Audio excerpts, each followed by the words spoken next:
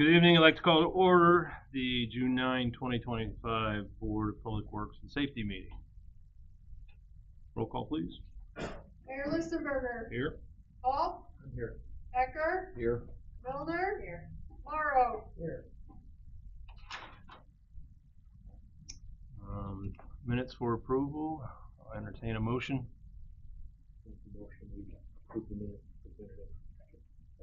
Okay, we have a motion and a second. Any further discussion? Hearing none, all in favor say aye. Aye. Those opposed, nay. Thank you.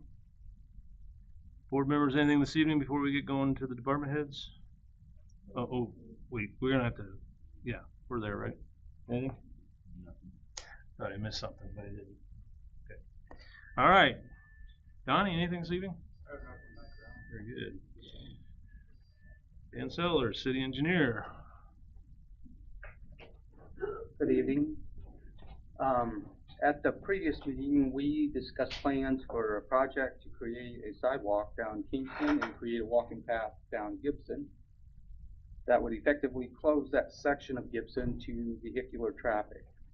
And I had mentioned that I wanted to ask the contractor for a price to do some of the work related to crossing Lincoln Way to prevent doing future work after the road's paved.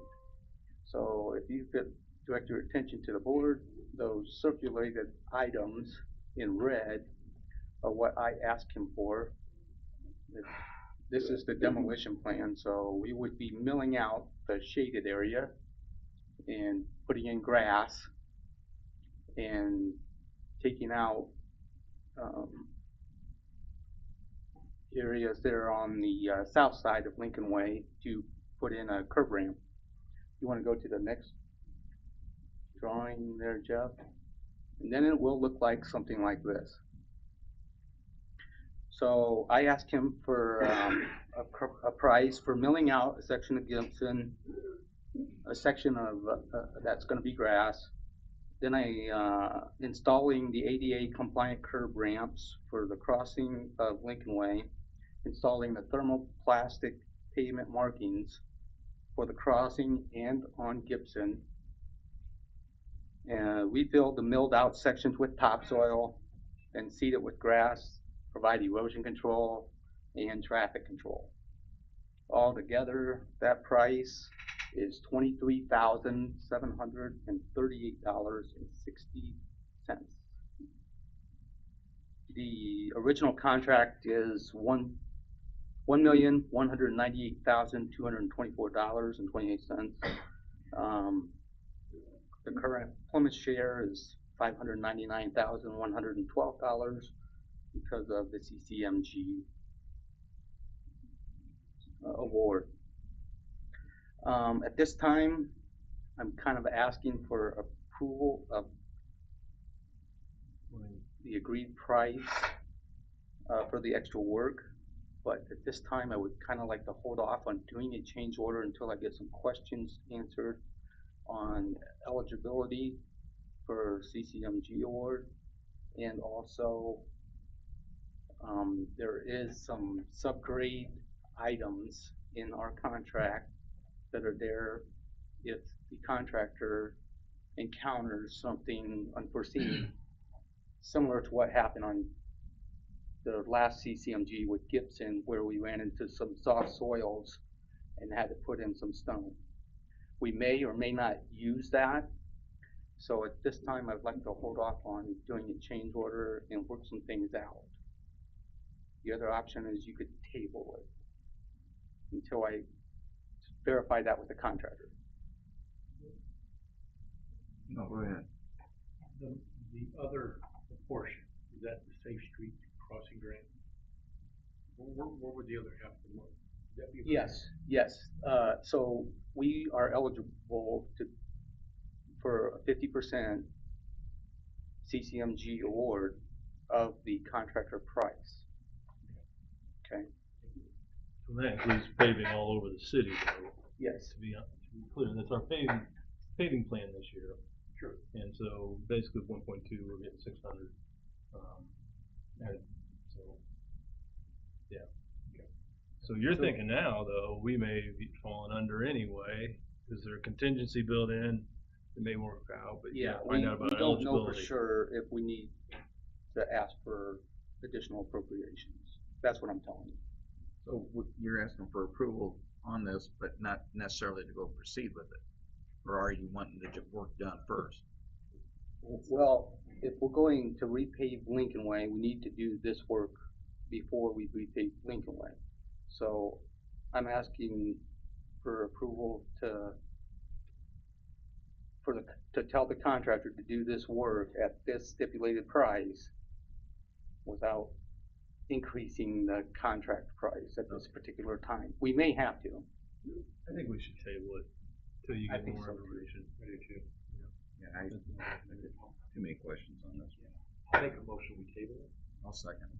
In general, you wanna mention, well, we got a motion and a second, any further discussion? I was just gonna say, in general, we support this project, and so I'm sure we'll work something out, so. So, the second thing I would like to tell you that is We're gonna there, finish this vote. We gotta vote on tabling. Oh. Is you got another subject? no. Same subject? Well, I just wanted to let you know that, repaving projects are scheduled to begin on June 23rd, but it's neither here nor there on the table. Alright, we got a table, motion to table, all in favor say aye. Aye. Those opposed nay.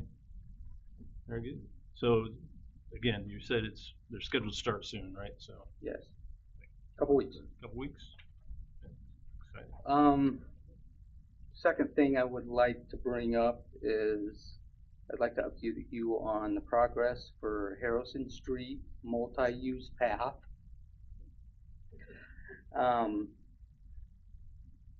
We did have a public show and tell on June 5th. That was last Thursday. I think that went pretty well. We had some turnout.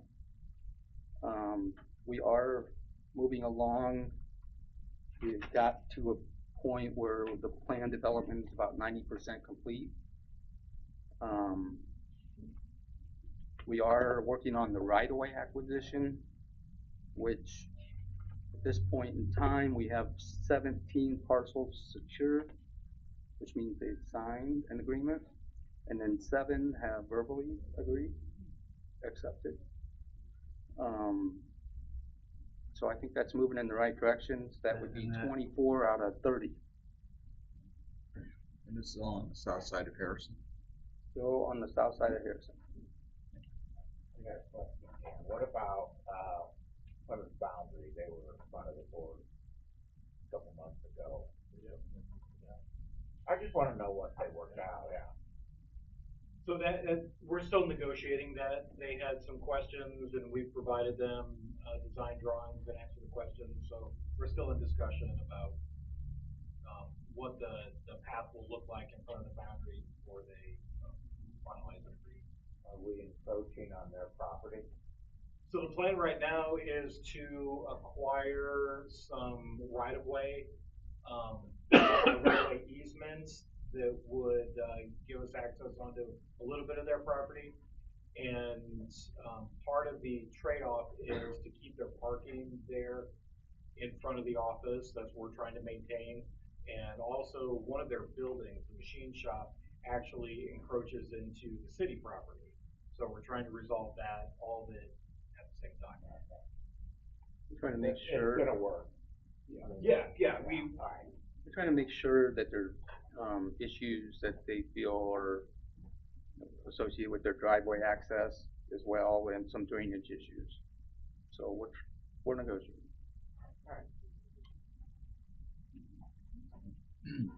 Very good. Any other questions? All right, thank you. Thanks, Jim.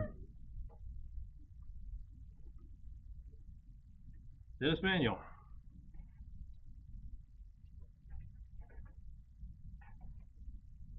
At the last meeting, I asked permission to serve a demolition order to the owners of 309 Gibson, Kingston. I know what area you look at.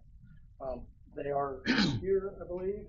If you want to speak with them, you can. This is actually a hearing that's required by the statute. So I want to give you a little introduction. I'd recommend you go ahead and vote to open the hearing on the demolition order. Okay, we have a motion and a second to open the hearing, public hearing. All in favor, any further discussion? Hearing none, all in favor say aye. Aye. Those opposed, nay. Okay. I'm sorry, who opened and who? Charlie? Okay. Thank you. First, I want to correct a slight misstatement there. This is not a public hearing. It is an evidentiary hearing where you will hear evidence and make a determination based on that evidence. You'll hear first from City of Plymouth Building Commissioner Dennis Manuel Jr. After that, the Indiana statute allows the person to whom the order was issued, any person having a substantial property interest in the unsafe premises that are subject to the order, or any other person with an interest in the proceedings to appear in person or by counsel at the hearing. Each person appearing at the hearing is entitled to present evidence, cross-examine opposing witnesses, and present arguments. The purpose of this hearing is to consider an order to take action. On May 28, 2025, the City of Plymouth Building Commissioner issued an order to take action to Richmonds Group LLC. The order requires Richmonds Group LLC to demolish and remove all structures located at parcel 50-32-93-202-998.000-019 to bring the property in compliance with standards for use by statute or ordinance. And you all have a copy of that order in your packets. The order is issued pursuant to Indiana Code Section 36795, subsection A7B, which authorizes an order for demolition and removal of an unsafe building if the building continues to require re-inspection and additional abatement action after an initial abatement action was taken pursuant to notice and an order. That's the basis for Dennis's order that he issued. And at the conclusion of the hearing, you, as the hearing authority, will make a finding and take action to, 1, affirm the order, or 2, rescind the order, or 3, modify the order with certain limitations. So again, your options at the end of the hearing are to affirm the order, rescind the order, or modify the order. In addition to that, if you find that there has been a willful failure to comply with the order, you have the option to impose a civil penalty in an amount not to exceed $5,000. That's what we're here for. That's your role. Do you have any questions before we proceed? Okay, then I'll turn it back over to Dennis. Dennis will present his reasoning and evidence for the order, and then we'll allow any person who wishes to speak in defense to have a say. At the last meeting, I actually gave you guys the timeline of events that happened over the last year of dealing with this property. The last one was a person that was found deceased inside the building, and there's evidence to show that they were actually living in the building, which is a clear violation of the order that was placed. And I don't know whatever other questions you have. Unfortunately, my tablet died today, so I don't have everything with me. When did this first, going back to the very beginning, how long has this been going on?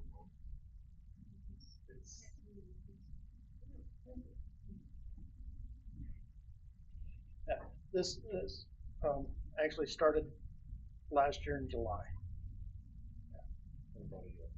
July 11th was the emergency order to take action, which was to actually everybody had to vacate the property.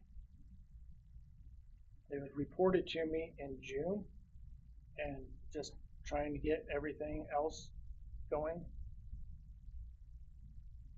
By the time I got in there, it was July.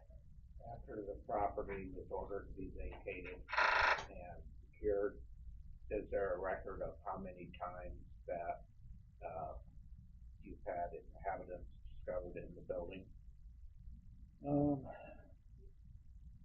November 20th, violation order was issued. I believe that's when Mr. Collins came in to plead his case, stating that the people that were found in the building were workers. They weren't actually living in there. There was another order that somebody actually broke into the building and was basically squatting in the building. And Mr. Collins actually did report that to police and had the trespasser arrested. And then it was just ongoing. They were not proceeding very fast with the repairs, and it was just constant. So, yes. Were the police called there a few times because of people living in the property? And it was reported to me on numerous occasions, and without going in the middle of the night, people were sending me emails and stating that there's people living in there. And that's when I asked the police chief to have his second and third shift officers keep an eye on the building and report any reportings of people in the building. So, and then the last one was somebody actually passed away in the building, and there was clear evidence they were actually living in the building. So, Any more questions for Dennis? Okay, would anybody from Richmond LLC like to come up? Bob, are you gonna come up? Can somebody maybe bring Bob up also?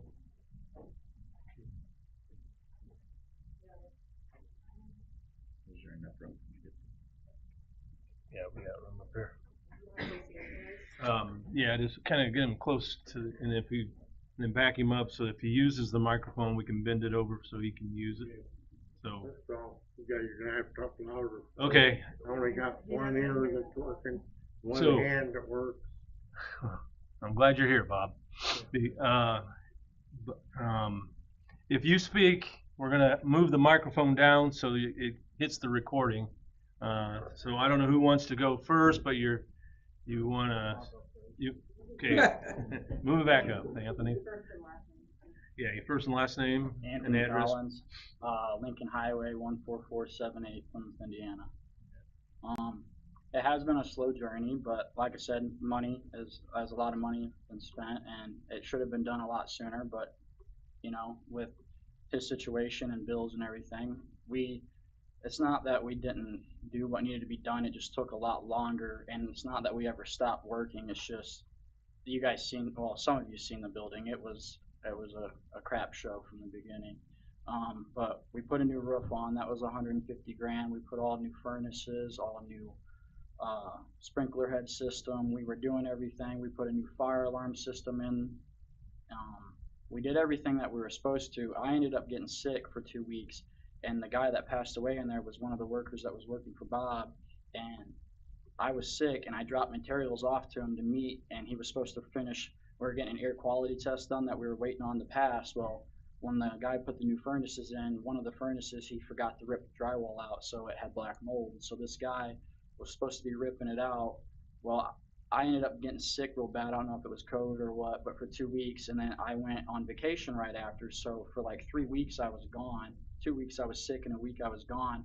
And that guy, I think, just kind of, I wasn't here, and he knew Bob wasn't going to be able to go, so I think he was staying in there. Well, he was staying in there, and I can't go there every day and check to make sure someone. When I was sick, I was sick pretty bad. I couldn't do anything, and then I left to Kentucky, and I was gone, and then that's when we came back, and I told my little brother, I was like, well, let's go see if he got the work done, because I hadn't seen him on camera or anything. Well, that's when we found the guy deceased in there, and long story short, it went from there, and you know, like I said, we've done everything that we were supposed to. It just took a little bit longer because, you know, the roof was expensive and it all adds up. So it's not that we weren't trying to get it done. It's just, it was slow and getting the money when we could get it. And there was some ups and downs. And like he said, I had the cops come the one time when people weren't supposed to be there. So it's not like, you know, I just let it happen or Bob let it happen. I can't control people and what they do. So that's all I have to say, and we apologize for it. you have anything you'd like to say? Other than the fact that, he was working for us for about a year, and he had issues with his heart to start with, and he wouldn't go to the doctor, and he called some woman and told her he was, that day that they found him, that he had, was having trouble breathing. Well, she said, call 911. He said, no, I'm not calling 911. And he was trying to cook something in the kitchen, the way I understood it, and what he had was 2 blood clots in his leg, and it came up and collapsed his lungs, and that's what happened. That's why he died in there.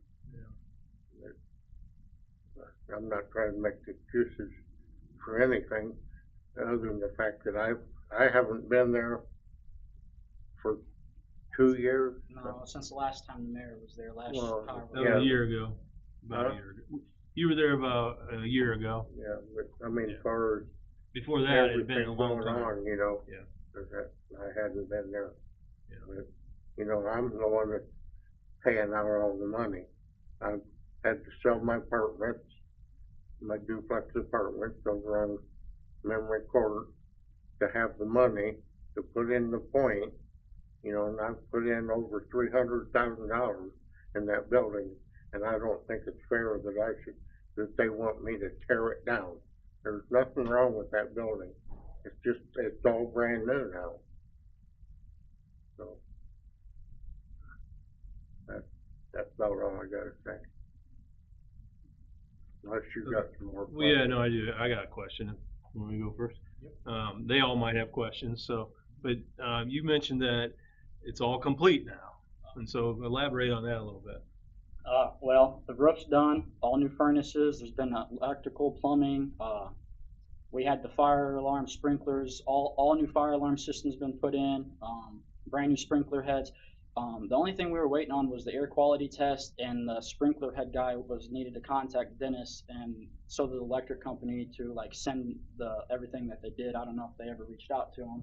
So I did get a hold of Maddox yesterday because the fire alarm system keeps getting set off, and I don't know why it was. So they're supposed to come out tomorrow and look at it. And I mentioned to her today if she ever sent an email over, and she said no. I don't know why she didn't, but she's supposed to. The only thing that needs to be done left in the building is above the one furnace, because it's got brand new furnaces. The drywall needs ripped out, and the wall needs ripped out because there's a wall, and it's like this much room, so you got to rip the wall out to get in and get the drywall out. And the air quality test the one hallway passed, that hallway failed because of the black mold. So that needs ripped out and fixed, easy job.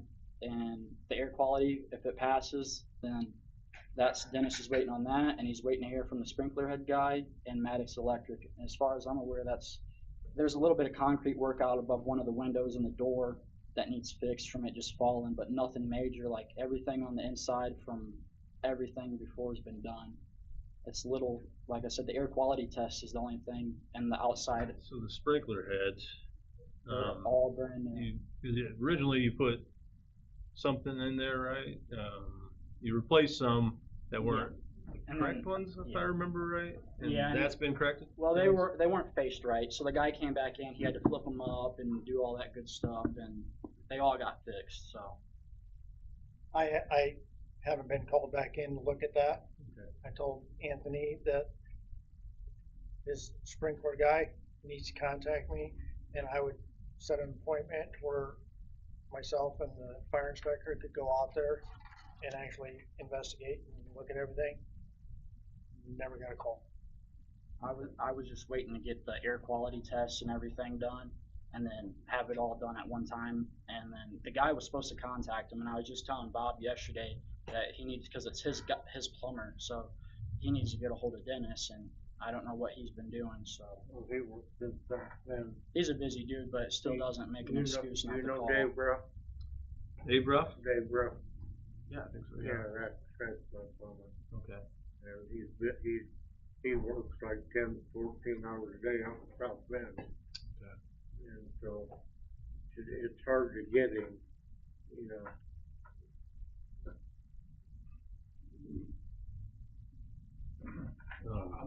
Bob, I don't know, did you state your name for the record? I forgot to ask you. Would you please state your name and, first and last name and address? We have to have that on record. Bob Richard Jr., 14984 11th Road, Plymouth, Indiana. Yeah, sorry, I should have had you do that before. Okay, great. I get, here's my frustration. Can you talk a little louder? My frustration is that your contractor or relative or whatever it is was asked to stay in contact with Dennis. Dennis has not received any updates. This is the first time I'm hearing that all this stuff is done, and we still don't have it confirmed by our building inspector. That's the reason he's doing this.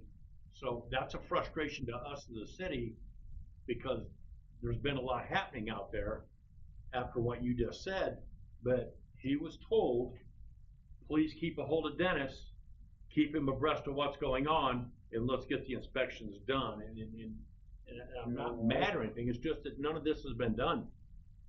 Can I say something? Absolutely. I did contact Dennis, and the people were supposed to contact him. I let him know the work was done, and he said he was waiting to hear from the sprinkler head guy and the electricians. I can't control what they do. They didn't contact him. That is not my fault. I have called them multiple times, and I mean, there's only so much you can do if they don't call and email them. I mean, I have told him though that the stuff was done, and then last I spoke with him, I told him we were waiting on the air quality test, and then we were on good terms. Then we're still on good terms. It's just that guy passed away in there and wasn't supposed to be in there, so I did let him know. It's just they were supposed to contact him and they never did. I don't know why. So What month did you get sick? it was 3 weeks ago, 3 or 4 weeks ago.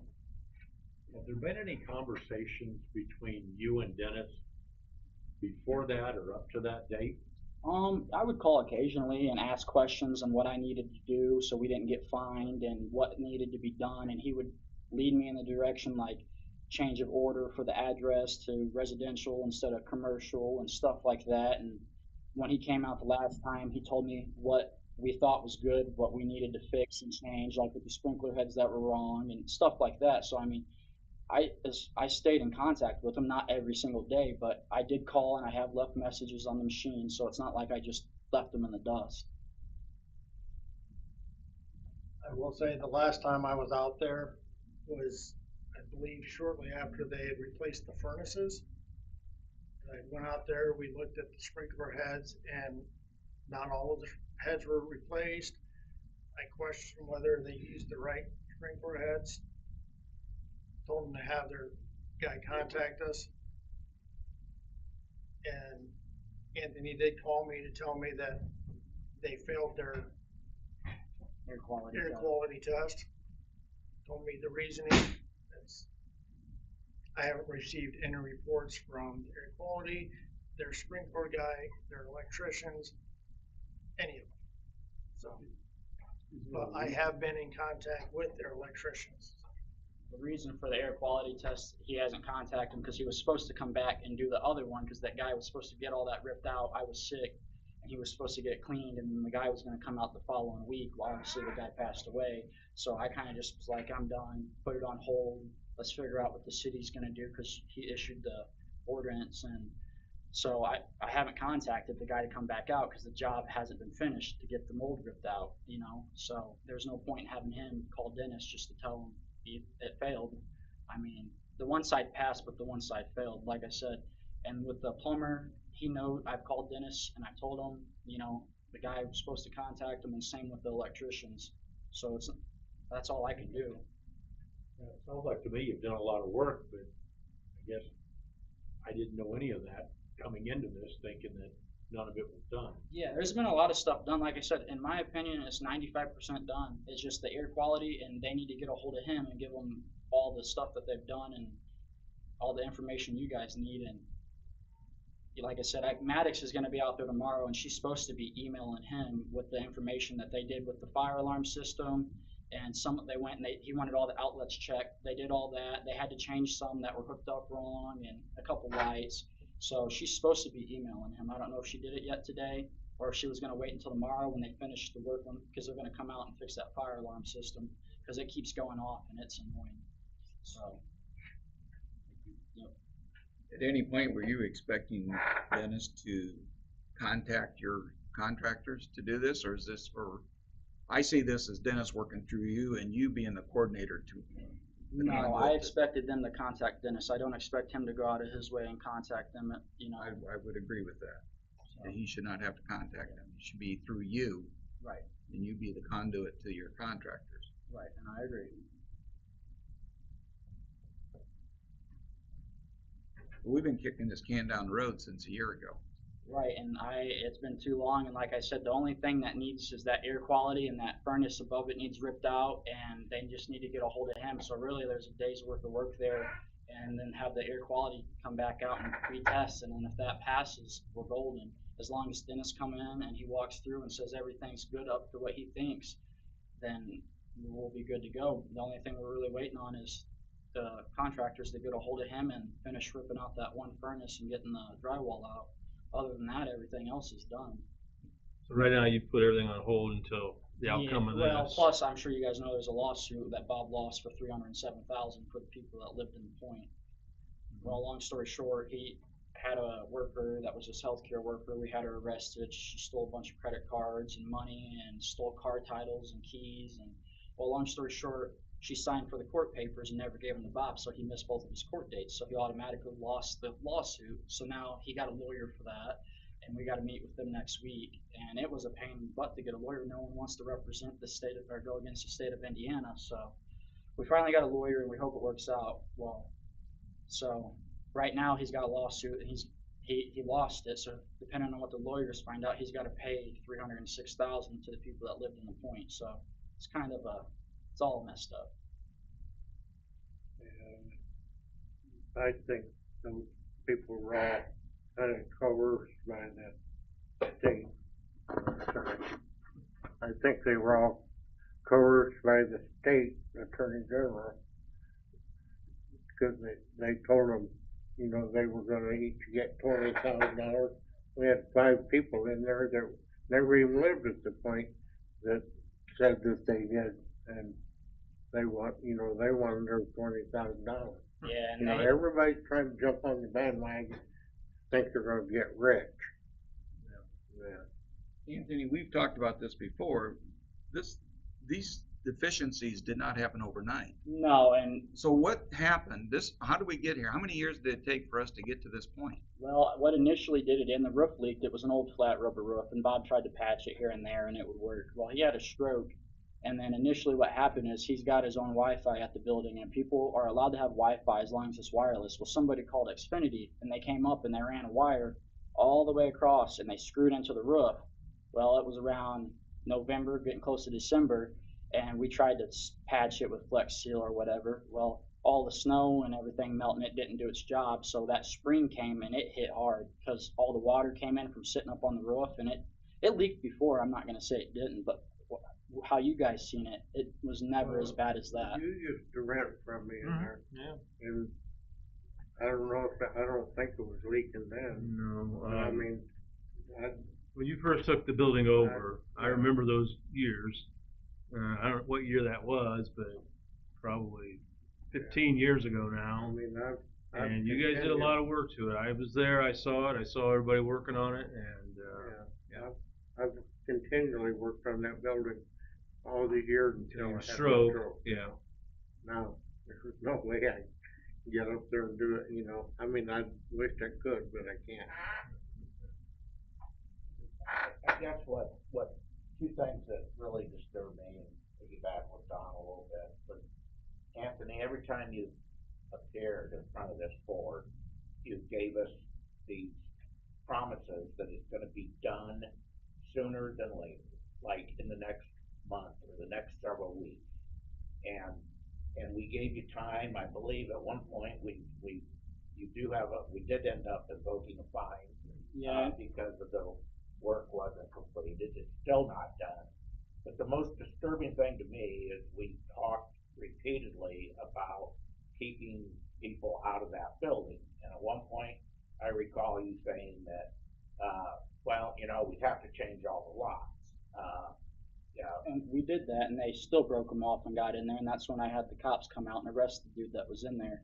And like I said, at the end of the day, I can't be there every day to make sure people aren't breaking in. So we finally got wireless cameras and had them put up, and they work great now. So did you press charges against the people? Yes, who he did was it? arrested. We pressed charges, and he actually got out of jail and came back there.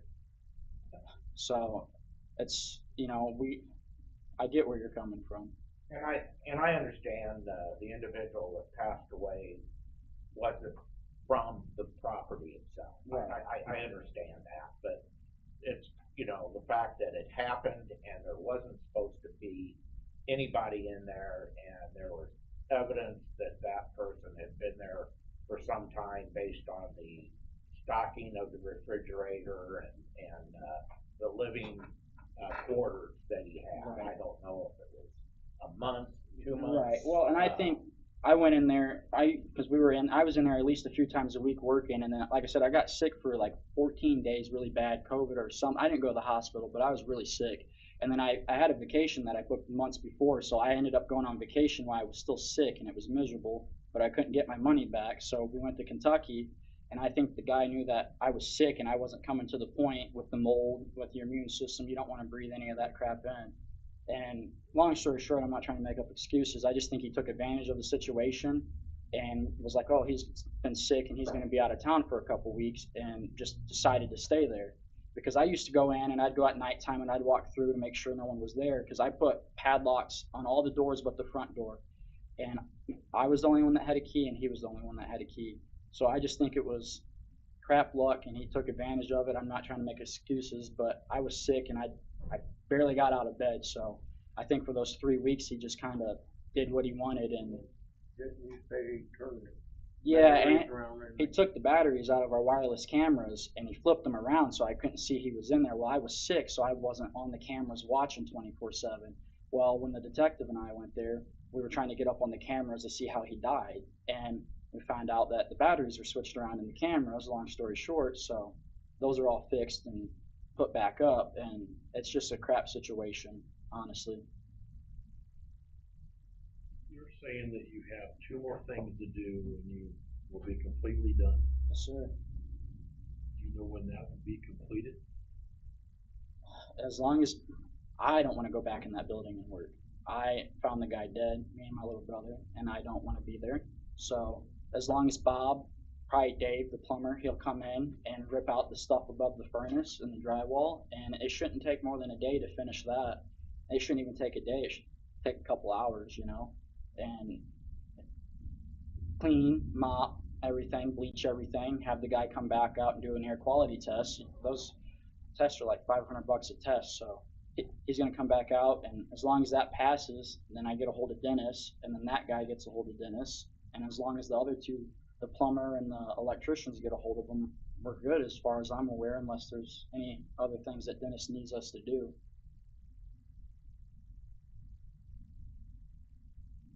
So, I understand the frustration, I do. But like I said, I understand your frustration, I get it. But I just don't want to continue to hang this out there where we're gonna go another 6 months. No, I think if you guys give them the chance to finish the building, honestly, as long as I can get the guy to come out and do the air quality test, obviously that takes 48 hours to get that back. And as long as all that passes, it could be done within a week and a half. Obviously, you got to get the work done, then mop and clean, and then wait a couple days. So, and then that guy will come out and do the test, and that takes a couple days. So honestly, realistically, 2 weeks would be on the safe side. As long as he can get a guy to come out, rip the stuff out, and replace the drywall, which we can. And then that's it. And then as long as Dennis comes out and he doesn't see anything else that needs to be done, I think that's all we need. Like, everything's done pretty much other than that. You've given us all this up to this point, and what needs to be done and all this. If you were to get this done, get this delayed or whatever, what's the plan to hold it in place so you don't go to this again? Well, right now the plan with the lawsuit, we got to figure out what's going on with that, because like Bob initially wanted to open up, but that's not in our books right now. We just want to get the building done and get you guys off our backs so we don't got to pay no more fines. And right now, we don't want to move anybody in or do anything until the lawsuit gets figured out, because there's no point in moving a bunch of people in if he can't win the lawsuit and then the state takes the building. So there's no point in trying to get people to move in. We just want to get it finished and it can sit empty until the lawsuit gets figured out. You know, And there's, then you have a risk of it deteriorating. well, yeah, and I think Bob's kind of to the point where he's done with the building. If we can get the lawsuit figured out and get everything, we'd like to just sell it and invest it in something a little bit nicer. You know, I told him that too. You know, he had a stroke. There's no point in keeping stressful property like that. He's got a lot of nice properties, and that's more one of the crappier ones in my opinion. I mean, it's got good bones, but at the end of the day, you're going to get those low life people in there because it's low income. And then I told him the same thing. All it takes is for one person to get in there and find some stupid little thing and try to sue you again, and you're going through it all again. So I think at the end of the day, we just want to get the building done to where we can figure out the lawsuit and You then. concur with that? Did you hear everything he said? That you're gonna probably try to get the lawsuit settled or something, and then try to sell the building, and you're done Yeah, I mean, dealing with it? I've got people all the time, you know, these marketing people that call you and say they want to buy your property. I just got one last week from a guy that said they're interested in buying it. So I mean, I'm gonna pursue that and see, you know, what becomes of it. All right, so, does anything, Shiloh, anybody have anything else? Any more questions? Dennis, final word? I do have one thing. Today is actually the 90th day, so if you, whichever way you vote, if you allow them to extend it, table whatever, then today a secondary fine goes into place because the work has not been completed yet.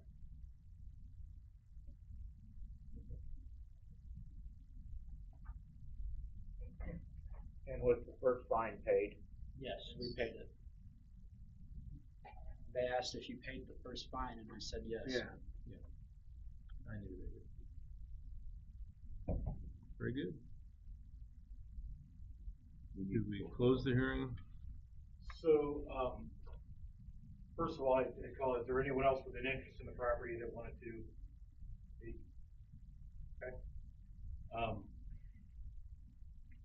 So rather than closing the property, I'd suggest that you make a decision. Again, your options are to affirm the order, rescind the order, or modify the order, or you could continue the hearing if you choose to.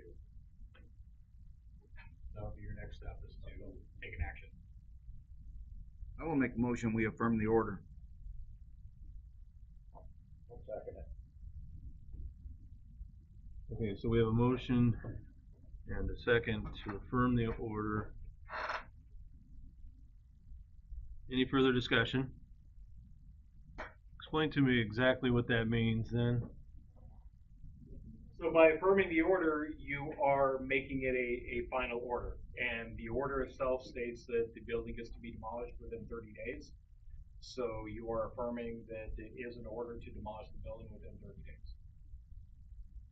If they fail to comply with the order, then you'll have options to impose additional penalties or take action to enforce the order by the city. So that would require another hearing for us to actually take the action and do it ourselves. Likely, yes. Okay. I'll just say that by affirming, this gives you 30 days to have something done. You can definitely come back, right? I mean, or no? Not necessarily. The order is to demolish the building within 30 days. They have to do that. Right. That is what And the if order they states. don't do that, If they don't do that, then the city can take an action to enforce the order by either imposing a additional penalty, or the city can take action to hire a contractor to perform the demolition on their behalf. require another hearing. For the Yeah, city sure. to take action, it's gonna require a lot, because first of all, it's not in the current budget to demolish the building, so there would have to be a lot that happens for the city to be able to take the action. The city will not be in a position to hire a contractor in 30 days. Can I say something? I mean, I don't see the point. I see where you guys are coming from, but the building's 95% done, and it would be a waste of money on Bob's part. And I get that we're behind, and I just think it would be, we've already asked for a lot, but I think if you give us a chance to get it done in 2 weeks, to have everything done, and give us a chance, because he spent 300 grand, and it's gonna cost 200. It's gonna cost probably 200 plus grand to tear it down, so there's no point in tearing down a good building that's had everything fixed in it. I mean, I see where you guys are coming from, but at the end of the day, I could see if it was still all rotted and the walls were falling down, but they're not. Everything's been done other than that one furnace needs ripped out. It's just, it would be a waste of time and everybody's energy and money all the way around, ours and your guys's. And I know we've asked for a lot and it's been a year, but like I said, we've done everything. It's just been a lot slower than what you guys would have liked. And like Bob said, he had to sell his apartments to fund that place. So then he's really taken a big loss. He's going to be losing almost $1 million. Plus the lawsuit with $306,000. And so I'm just asking if you give us a chance to do that last little furnace, and that's all that needs Okay. done. Would anybody like to amend anything?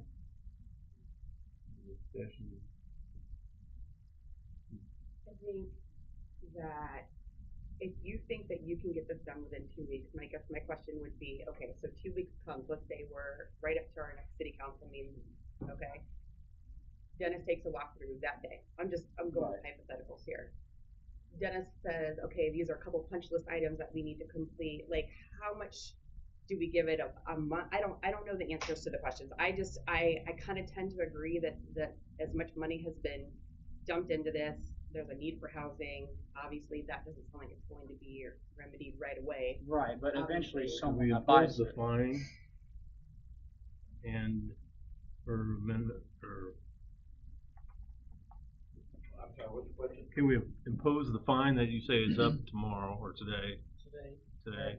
And that's actually separate from this order. That was the order to take action. That you already imposed a fine for not complying with that order Secondary once. fine then, yeah. That was 90 days ago that you found that they were not in compliance and imposed a fine. Since they're still not in compliance 90 days later, then there's additional fine that can be imposed on that. But that is a separate order from this order. This is an order to demolish the structure, essentially because there has been repeated action or repeated orders to take action and failure to comply with those orders.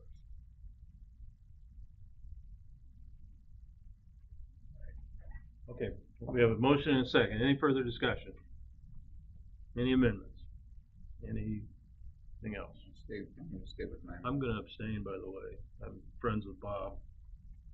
And so, I want you to know that. I mean, yeah, I can.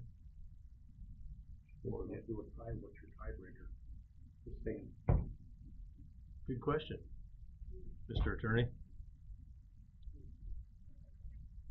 If it's a tie, the motion fails, and there's an opportunity for a subsequent motion. All right, any further discussion? Hearing none, roll call vote, please. Paul, No. Becker, Yes. Milner, no. Morrow, Yes. Okay, what's Aye. in? Tell us Once what's in. again, your options are to affirm the order, rescind the order, or modify the order. So anyone can make a motion based on those three options. kind of going back to the question I had earlier. Is 2 weeks, like how, is 2 weeks good? Would we want to give it a complete, what are your thoughts? Like, you get in there, it does take some Honestly, time. my thought is if you wanna give them 2 more weeks, We're gonna be done in 2 weeks. it better be done in 2 weeks. Or I'm okay with that. So let's qualify being done in 2 weeks. Does that mean approved within 2 weeks? approved, completely approved, which means Okay, they move need in to ready. move in ready. Yeah. They need to contact air quality test get them in there, get all their contractors, and basically get them in there tomorrow and get this job done. I've got other fish in the skillet. I gotta keep moving. Do you think you could have this done in 2 weeks and ready to go? Have all your inspections done and ready to go? I think we could. We'll start calling people tonight. I'll get a hold of Dave, and then I'll have him get a hold of Dennis tomorrow, and Maddox is supposed to be emailing him today or tomorrow. And then the only thing he would be waiting on is the air quality test, and then he's gotta do another walkthrough, and as long as the air quality passes and the walkthrough he says is good, then we're golden. So, I mean, 2 weeks is more than plenty of time, because the only thing that needs done is the 2 sheets of drywall need ripped out and insulation. That doesn't take 2 weeks to do. It's just getting the air quality guy to come out. That'll probably be a week, Can but I ask a question? Yeah. If that's the case, why hasn't that been done in the last month, 2 months, since the last time you appeared, and 3 months that you got the 90-day order? well, That's what's wrong about this. we didn't know the mold. Well, we had everything done that we thought was done, so I had the air quality guy come out, and that was the only thing that we were waiting on at the time, other than the contractors to get a hold of him. So he came out, did the test, it failed, and then the one side passed, but the one side failed. And then that's when I got sick really bad, and that guy was supposed to be in there getting it ripped out. Well, then he passed away, and it's been about 2 weeks, and I just haven't had the courage to go back in there after finding him dead. But so I'm not trying to make an excuse. It's just, it was a little bit disturbing, and I haven't gone back to finish it. But that's the only thing that needs finished is that drywall and the air quality, and then they just need to contact him, and that's simple stuff.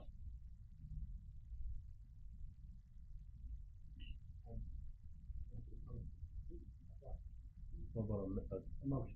I will make a motion that from today's date, in 2 weeks, before this city council the Board of Works resumes its session, that all of your inspections have got to be done and all the work has got to be completed. If not, I wanna go back to the demolition. So we can postpone the hearing. Right, to avoid a complicated order and, figuring that out, I would propose that if you wanna give them 2 weeks, that you simply continue this hearing for 2 weeks until the Board of Public Works and Safety meeting on, what is that date, the 23rd, June 23rd. So essentially, you're continuing the hearing until that date, and then you can take your action at that point. And the fine is still imposed. Yes, I was gonna ask to impose That's a separate matter. We can talk about that next, after this hearing.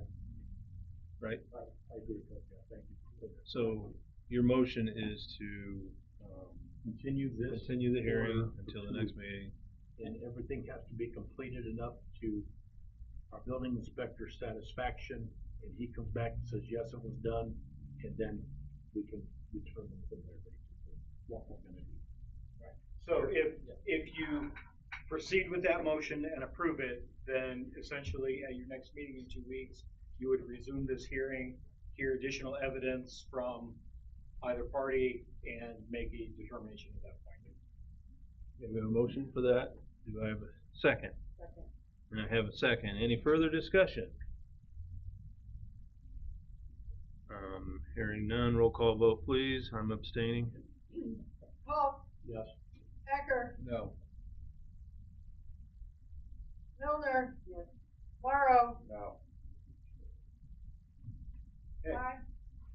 So once again, your options are to affirm the order, rescind the order, or modify the order. And it's open to a motion to take any action.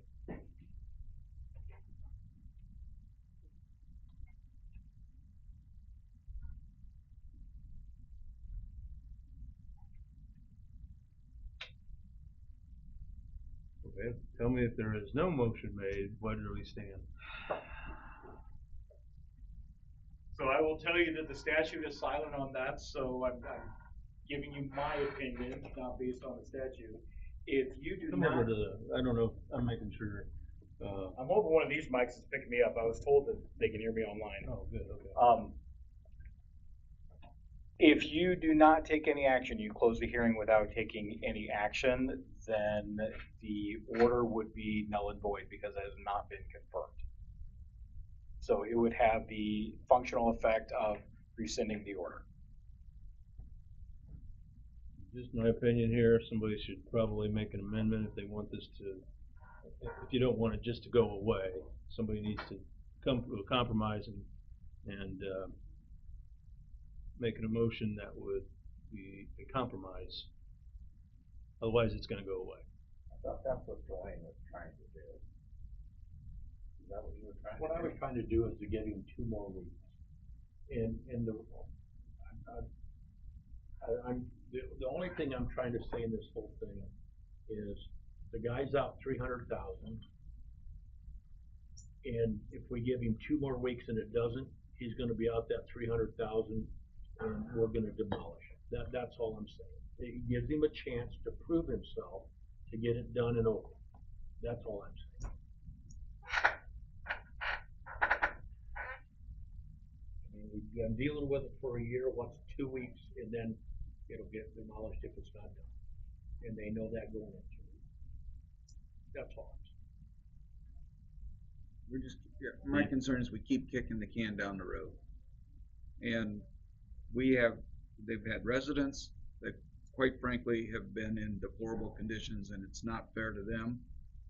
And I feel that the action that, the steps that have been taken by the building commissioner is obviously the code and more importantly, the residents that were living there. I feel that, we give this, they pass, what's gonna prevent this from happening again? Again, this was years of neglect that got us to this point. And you've already called it a crap show. Right, and like I said, we don't plan to open back up. Bob wants to wash his hands and sell it. So Bob wants to sell the place if we can. We just want to get it up to code and get it approved to open. But like I said, with the lawsuit, all those people that lived in there and had to live in those conditions, they're all getting some kind of money out of it. So they can't repay them back for the harsh living that they were in. But at least they're going to get something out of it, and they're not just walking away with nothing. Like Bob said, they're all getting around 20 grand, and he's got to get a lawyer. He already got one for that. That's a whole different thing out of your guys' books. But it's not like the people aren't just getting nothing. And I agree, it was like a crap show, but like I said, it's pretty much done now, and we don't plan on. If we can sell the building and wash our hands, then that's not our situation 5 or 10 years down the road if something happens with the building. Bob's he's got so much money in the building, close to $1 million. At this point in time, I told him the best thing to do is get it passed and then sell it, because then you don't got to deal with anything. Something happens and you're in another lawsuit and costing you an arm and a leg. So that's just where we're at with it. Anthony, you made a comment earlier that disturbed me when you talked about fixing it up and Bob wanted to sell it. And you didn't want to deal anymore with the low life. Yeah, that bothered me. That really upset me, because there's a value in every life. There is, and I apologize for that. But we had a bunch of druggy people in there, and I get everyone deserves second and third chances and fourth and fifth. But I think for whoever opens it back up, that it should be for like older disability people and people that can't afford it. Once it's sold, you have right. no Right. And who knows who. They might tear it down and build something else, It might be bought from somebody from New York City too. Right. Then we have less control. So we have that already with the property. So there was just a bunch of bad people. Not everybody in there was bad, but there was people that were very bad that in my opinion, I would have never let move in there. They were already in there when I took over. So there's, and but as a manager of a property, if they're not living to the expectations called out for in the agreements and what have you, that should be an eviction of that individual. Action should be taken, and nothing's been done. We evicted probably 15 people, and Then obviously the building got closed down, so we didn't have to worry about it. But we did slowly get them out. You got to go to court, takes 30 days, and the judge gives them 30 days to get out. So a lot of the people that were in there when we got closed down were older people. There was some younger people in there, but they were mainly all good people. None of them had issues. None of them had a bad background. There was some probably minor stuff, but nothing like drugs or child molesters and stuff. There was a bunch of people like that in there, and to me, those are low life people. And child molesters and all that, I thought were not good to be in the building, and we got rid of them. And like I said, the building got shut down, and there was a lot of good people in there that I hate to see what happened to them. And I helped some people get more housing. There was a chick on house arrest, and they gave her 24 hours to find a place, or she was going to go back to jail. I found her apartment. She's doing great. She's off of house arrest because of me. I kept her out of jail. I could only do so much. I'm only one person. So. All right, let's continue. Let's keep this going here a little bit. Not to cut anybody off or anything, but I do want to thank Dennis publicly for the work he's been doing. His number one concern is public safety. Right. And we've got multiple issues around the city that he's working on. And Dennis is doing his job, and I commend him for that. I said that earlier in a meeting we were all involved in, and I sincerely mean that. And I've also talked to almost every council member now, and they're all very appreciative of Dennis's efforts. He's doing a good job. He's doing a really good That's right. job. So with that said, it means we are taking these matters very serious. You can hear from everybody up here tonight, and we can scold you all night long, but they want action. Right, and like I said, if you give us the 2 weeks. So moving along, would somebody make a motion? Otherwise, then they will be at the point of they have 30 days to tear it down. If we don't make a motion, that's what happens. If we don't make a motion, if you don't take any action, then, it's functionally the same as rescinding the order. The order becomes null and void. So we start the process all over, right? I'm gonna stick to my point. I wanna give them 2 weeks to So prove make that themselves. motion again, or something I wanna similar make a to it. motion that we give Mr. Richards 2 weeks coming back here, and before that day, everything has to be done and capable to be passed. So if you have a bad test, that means that Right. it doesn't pass inspection, and we'll go forward with this order, Yes, sir. or what you said last. So again, what your motion previously was to simply continue the hearing for 2 weeks and hear more evidence at that time. You can take that action, or you can modify the order to say that the order will go into effect 2 weeks from today if they are not fully compliant according to the building commissioner's satisfaction. I like that. I like that What too. you just said. Why wouldn't you say that earlier? Because that makes it a lot more complicated for Dennis, who's got a lot on his plate, as Yes, you already he does. said. Okay. If that's your action, that's. Wayne, is that your motion? That is my motion. Okay. Do you understand, Lynn? You get that all? Okay. All right, we have a motion for what he just said. And a second. Now any further discussion? Hearing none, roll call vote, please. I'll abstain. Paul, Yes. Ecker, No. Milner. Yeah. Morrow, So just to be clear, if I vote no, then we're back to where we were. Back to where we've been. If you vote yes, then They've got 2 weeks. they have 2 weeks, and it doesn't come back to you in 2 weeks. It's a determination of the building commissioner. Yeah. Thank you both. Is there, since we're up here with the fine, do you wanna do that, or are we fine? It's not on our agenda unless you're ready to bring it. Well, I didn't put it on your agenda because I Okay. don't know how this was gonna happen. Being that they had, after the last fine, they had 90 days to complete process. They've not, today is the 90th day. So I would like permission to implement an additional $1,000 fine. So moved. So moved. And we have a second. Any further discussion? Hearing none, roll call vote. I'll abstain.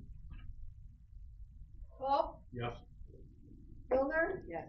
Becker, Yes. Morrow. Yep. Westenberger abstains. So you gotta pay $1,000. Yep. $1,000. And when's that due? Believe it's 15 days. You just send them something in the mail like last time? Sounds good. Thanks, Bob. You getting along a little better these days, I can tell. All right. Yep. Okay. See you. You guys have a good day. You too. Hey, next thing is, Northgate Trailer Park. I believe representatives are online. They did send me an email earlier today. Apparently it was reported to them that all the yards were mowed and all the sewer lines had been capped. I went out there roughly around 2:30. Not all the yards have been mowed, not all the sewer lines have been capped. So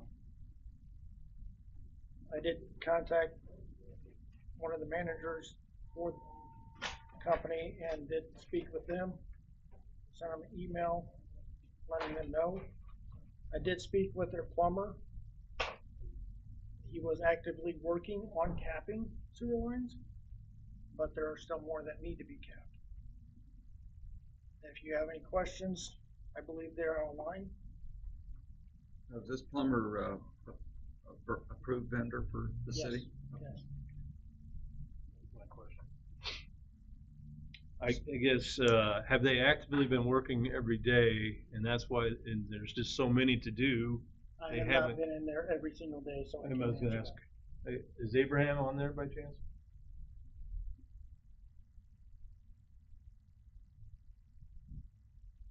Okay, your name? I need Keaton? Okay. And can I get your address, please? Yes.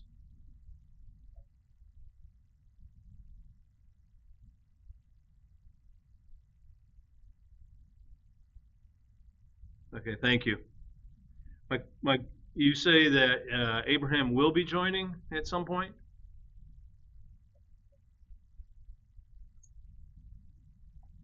Abraham, if you're there, is that the A down at the bottom there? I don't know. Well, my question was, I was out there last week a couple times, and they were working, and it looked like they had a lot to do. So I don't know how they could get them all done this quick, unless they brought in a lot more people. So if they were out there working every day, I don't. That's a question. It's like,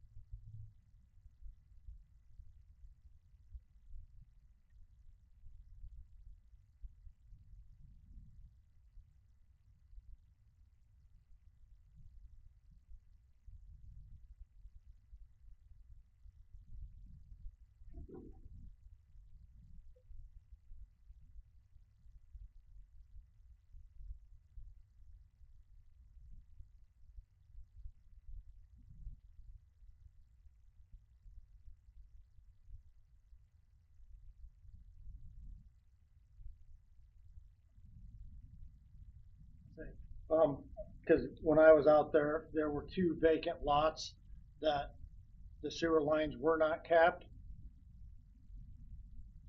So, I don't know where you're getting your information, but I did inform Cameron when I was out there, and the way he acted, it was, he addressed with you or with a party of your representation that they weren't done and they were continuing to work, so.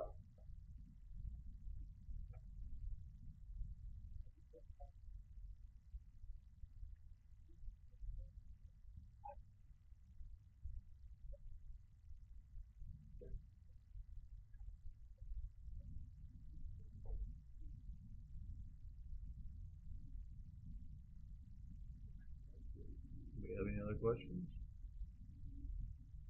I mean, I drove through there Sunday and there were, weeds, growing up around some of the trailers. There was a lot of areas that were, unmowed. There was a manhole that was broken, kind of on the side of the road that had a concrete block that is just dangerous as all get out. That's called out in the original order. Okay. No, that's all I have to say. I had one thing, it was informed to me by our fire chief that there was another fire in the park, and apparently when they went to, make sure that there was no electric, there was no electric. There was never any electric supplied to this mobile home, and somebody is living, or was living in it. So when I did speak with the boys, part of what they're doing when they come across to terminate any straight lines is to actually trace and number all the meter units, because they are so wore out, you can't read them. So I'm kind of curious how many units are out there that actually do not have power.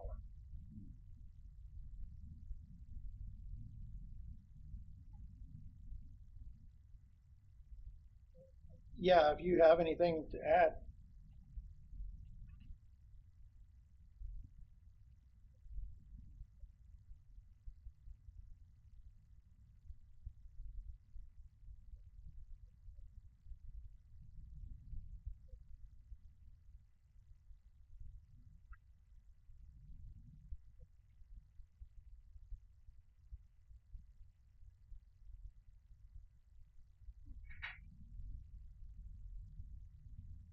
So I can speak with Cameron tomorrow and we can go through the park and figure out which units actually have power feeding to them.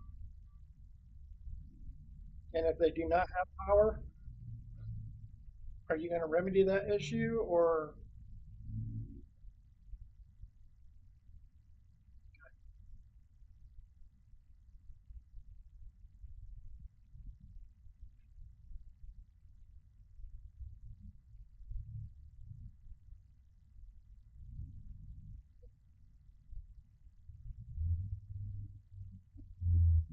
Okay. The only other thing I can say is that when I spoke with Cameron from the boys, they are planning on having somebody on the site to actually scope all the lines and Run provide a camera report. system through it and all They were that, supposed right? to have that done as of today for this meeting. What is our action at this point? I mean, you had an eviction notice, right? That was on certain That's sep- units. That was just certain units. So this action is, So it was an order to take action, and he was asking you to affirm that order at your last meeting, and you gave the owner 2 weeks to come into compliance before you either affirmed or rescinded that order.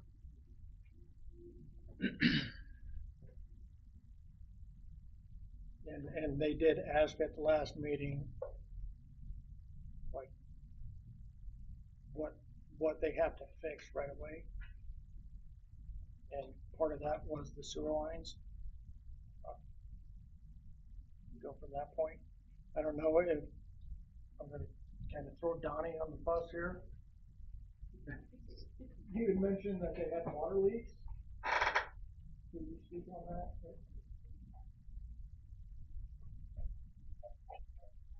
Yeah, if you wish.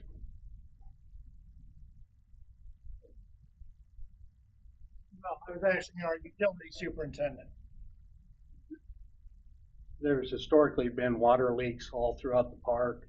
A lot of the water gets away from some of the sewer cleanouts and they're undetected.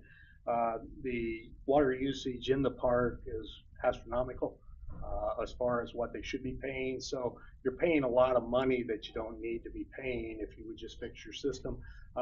Actually, we got called, 2 calls in the last 2 weeks as far as shutting off the water to the facility to make repairs.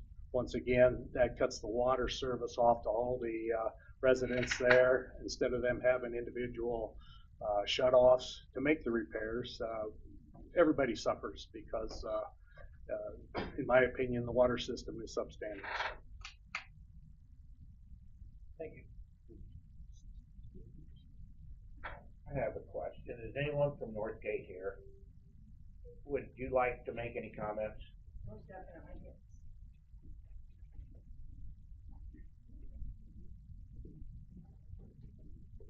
I was here at the last meeting. My name is Wendy Kohler. I live in 135.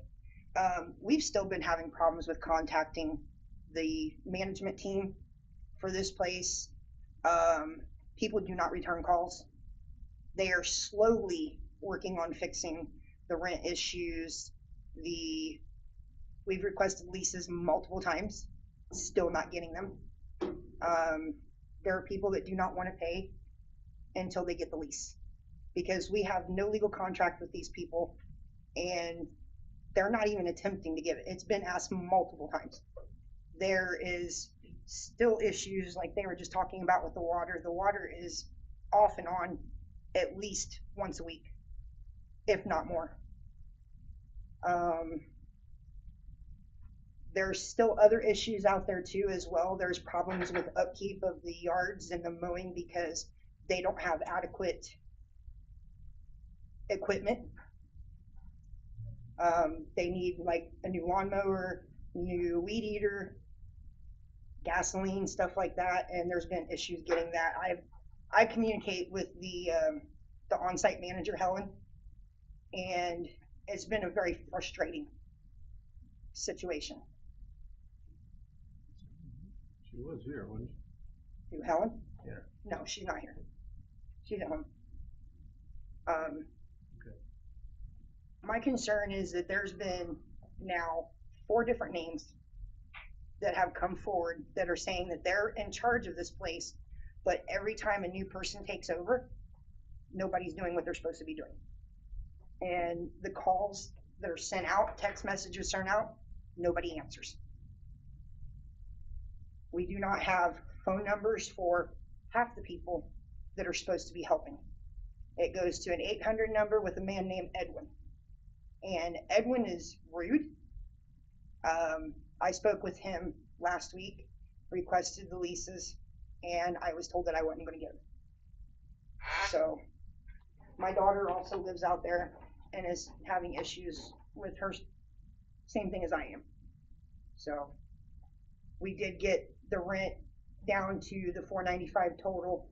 The only issue with that is they still don't seem to know how to take the trash out for the people that are still paying for their own trash services, because they took trash out. And there's a lot of people that are very reluctant to go back because we're afraid that it's going to get removed again. Because last time it took a month to get the trash situation fixed. On their part, I want to say. On our part, we immediately went out and got our own trash, had a whole big thing to do with that, and they've not really made any attempts to try to fix that on the fees on that part of it for the trash. So. Okay, thank you. Yeah. Thank you very much. I just wanna say something real quick. Abraham told me he would be up here. He told us he was gonna be here himself. And he, in his email, he did tell me that he got sick and that somebody else was gonna step in on his behalf. Hi, Courtney Lee. I live in lot 35. I'm actually one of the newest residents out there. I got my trailer in November last year before these people took over. I can't really give them compliments. They were supposed to be paving the roads this summer, and that has not taken place. There is 2 monumentous potholes next to my trailer that are going to cause an accident any day because how big they are. The speed bumps are non-existent out there. They're not effective. There is an animal problem out there.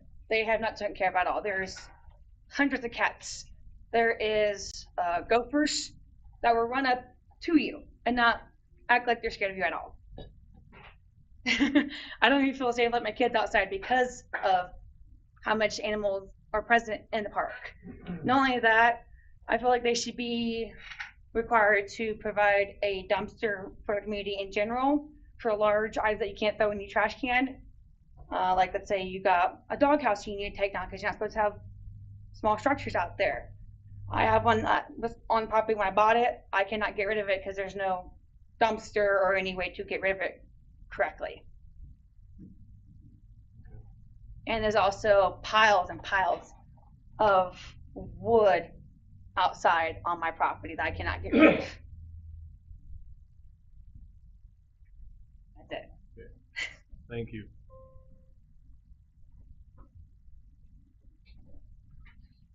Basically, tonight, I'm asking, do you want to give more time? Give them an additional item that needs to be fixed before the next meeting? Or do you just want to issue a fine for not complying with the huge list that needed to be fixed? Does they wanna add anything else, or we entertain a motion? Well, I guess I'd like to hear a response from the ownership group. You've heard 2 ladies speak on their concerns. So could you elaborate on what the next steps are?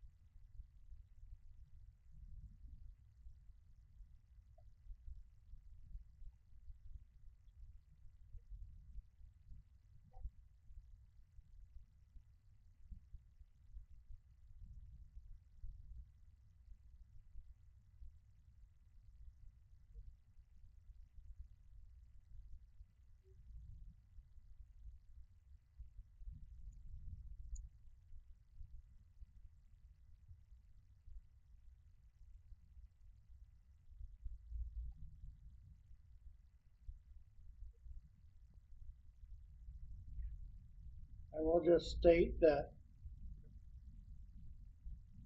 somebody had made mention that you was gonna hire a commercial crew to come in and mow everything down to where the on-site property manager could at least keep up with it. I know Abraham asked for some referrals. I don't register property management companies for lawn mowing, so I had no referral to give them. We told them to look in the yellow pages. I'm not sure what happened with that, but as I stated earlier, you're not gonna take a residential lawnmower and mow 3-foot tall grass. You agree with that statement?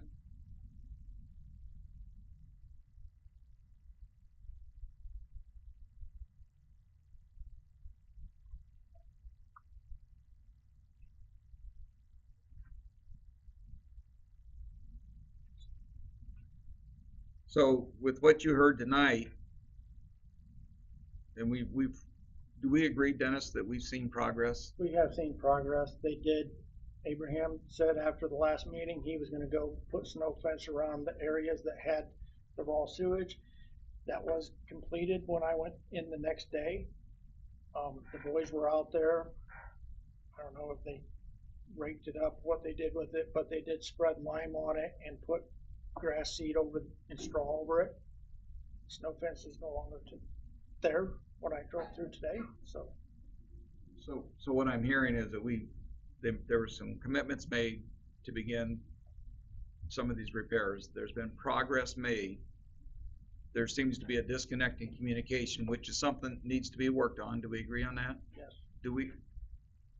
So I don't want to keep this, going out too far. I think we need to stay on top of this, and we need to have that communication. We've already, the previous issue we had, I would make a similar motion that we delay or move this out 2 weeks to see if we get the progress, or how do we want to word this, Jeff? Table it? Well, it's not really tabling, you're just, allowing 2 weeks before you impose any fines or non-compliance. I can do that. I hear what you're saying, I honestly do, and I feel that you need to be heard. And so thank you. I would, Somebody wants to talk? Chrissy, you wanna say something? oh, hi, Chris. Okay. Is that what you were trying to tell me? Okay. I didn't see her. 'Cause Dennis And is who are gone. you and where do you live? I'm Chris Morrow. My address is 920 Angel Street. And just to speak to the tenants, on behalf of the tenants, I don't live in the park. However, it seems just ridiculous that they don't have a lease. It doesn't seem legal that they should be required to pay for something that they don't understand what they're receiving. I just feel like they need to be provided a lease immediately, and there's no excuse for them not being provided a lease. So I hope that you consider that in any actions that you recommend. Thank you. So can you answer that statement?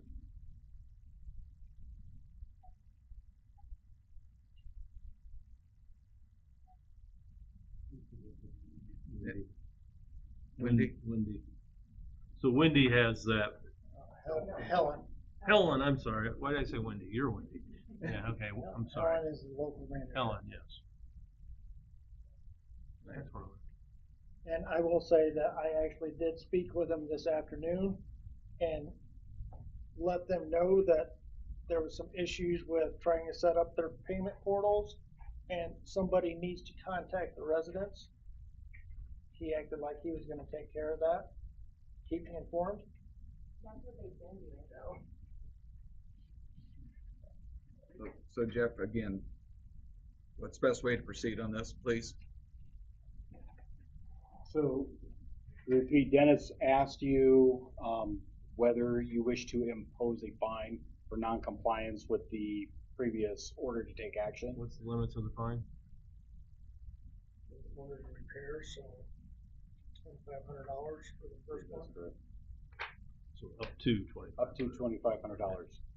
So you can impose that fine, or you can allow them more time, or take any other action regarding that order.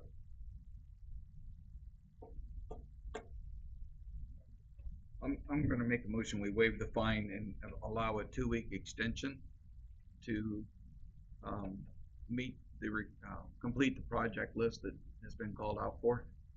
If not completed, then the fine would be imposed at $2,500. Okay, we're waiving, okay, yes. Okay, so we have a motion and a second. Any further discussion?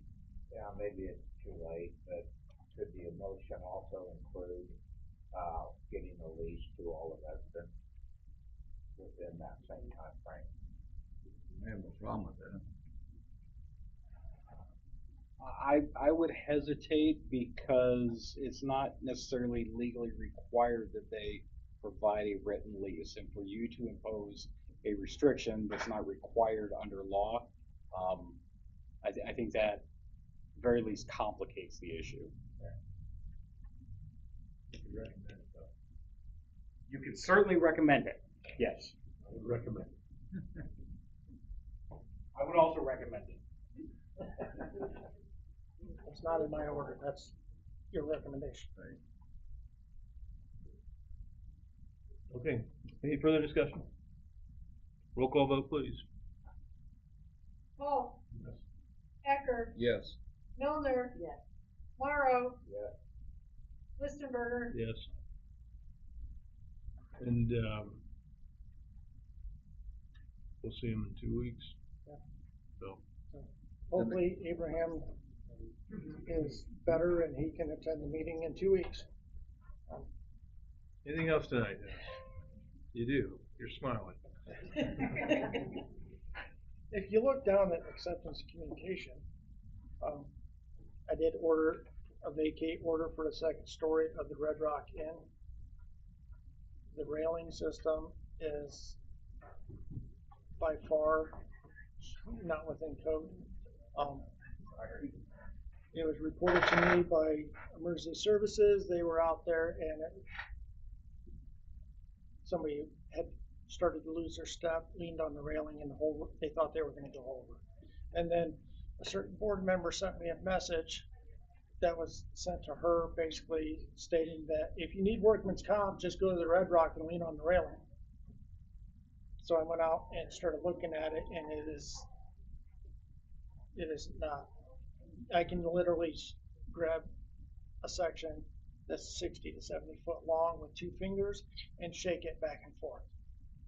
The supports going into the concrete are completely rusted out.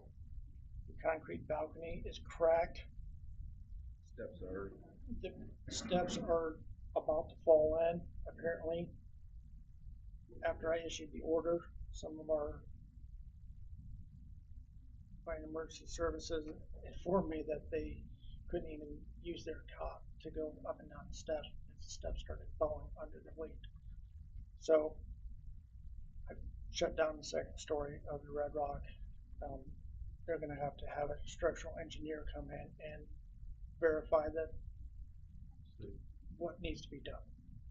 So that remains to be an ongoing process. So that's all I have. I think I've taken up enough of the time, so I'm going to sit down. Thank you. Thank you for what you're doing, Dennis. Yes. Chief Holland. Oh, you got more? Mine's quick and just informative. Well, first of all, some good news. They started on our roof today, so it's supposed to be about a 3-day process. So hopefully by midweek, it'll all be wrapped up and taken care of. The other information I have for you is the county pledged $50,000 to each fire department in the county to be used on a reimbursement. It's basically a $50,000 gift. Upon spending the money, it gets reimbursed. It's the aim this year is for communications, better communications. We have 15 mobile radios that are between 15 and 20 years and at the end of their life. So we plan to use that money to outfit all ambulances, all fire trucks, any emergency response vehicle we have at our department with the new radios to bring us up to date. With that, the quote for that is just over $57,000. Some of those vehicles that the radios will be going into will be township vehicles. So what I've already talked to the clerk treasurer about, as well as the township trustees, is that we would do an additional appropriation to fund that through the city. Then we'll get our $50,000 reimbursement from the county, and then the township trustees will pay the city back the balance when it's spent over the $50,000. What's the timeline on something like this? Probably, well, we can do it whenever. The place, Cops Gear in Columbia City, that will be supplying and installing all the radios, they have them in stock, and so it'd just be a scheduling on getting them over here. It'll probably be a 1 to 2 day process to get all the radios redone, because it would include programming as well. So they do the programming. Yeah. Well, and they work with our county, with Zach McQuiggan at the county to do that. But as far as timing, we can really do it whenever. So whenever the process to do the additional appropriation happens, and and we can move forward with that. So, but I just wanted to inform you of that, let you know what was going on. So we're not doing the appropriation tonight, just the information for you. So, okay, thank you. Thanks. Chief Weir?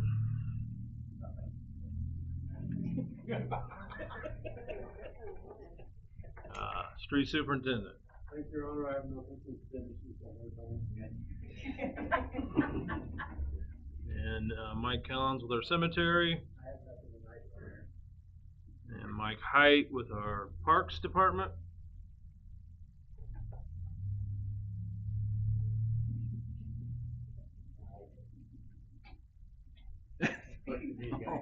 All eyes are on Mike.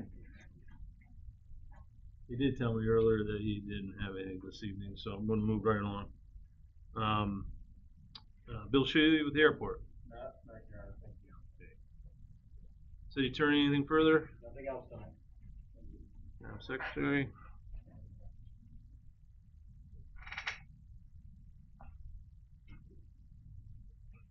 All right, you have 3 requests this evening.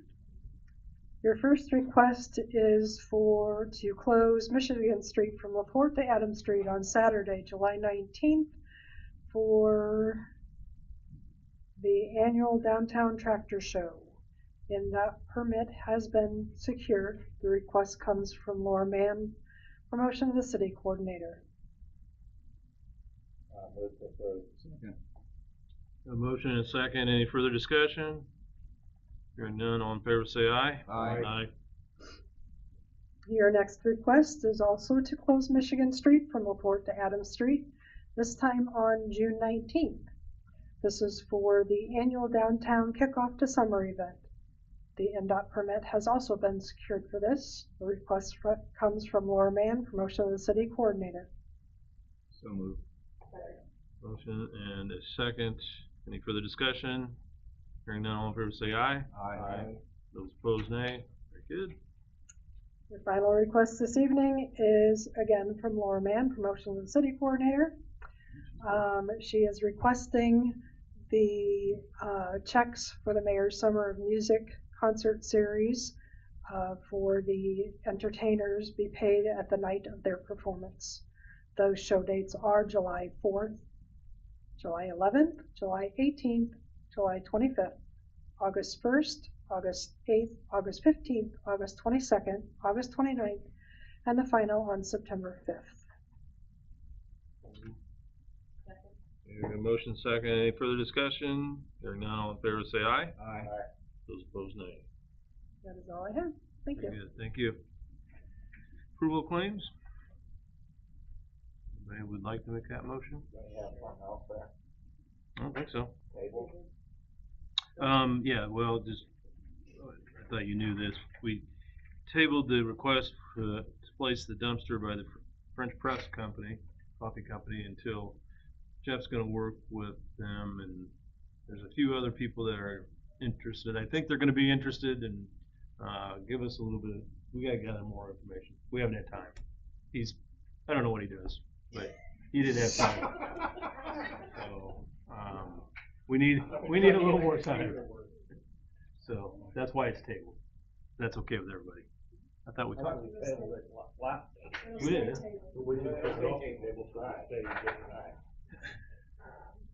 You okay with that now, Dave? I just wanted to address it because it was on the agenda. Okay. In red. Do we have a motion to approve our claims? Yes. Motion and a second. Any further discussion? Hearing none, all in favor say aye. Aye. Those opposed, nay. Thank you. And number 9, acceptance of communications. Go ahead, Dwayne, that's yours. Dwayne made a motion. To approve the communications presented in our packet. Second. Dwayne and Don. Any further discussion? Hearing none, all in favor say aye. Aye. Those opposed, nay. No 10. Motion to adjourn.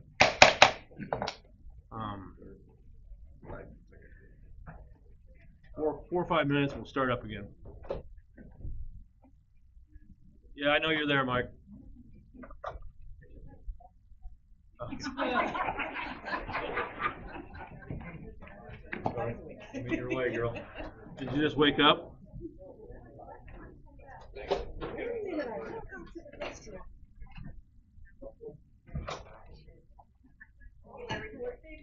Well, I know some texts were coming through. Let me see.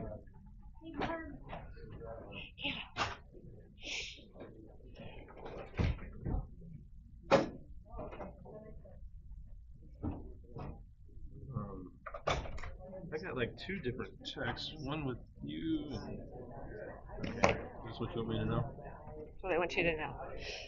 Although there were actually a total of 30 people served today, 4 of them were children, so 26 adults, 4 children is what I worked with.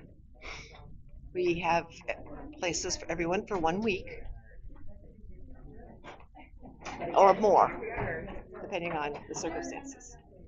I got 9 going to the Quality Inn in Rochester, which is 7 rooms. 5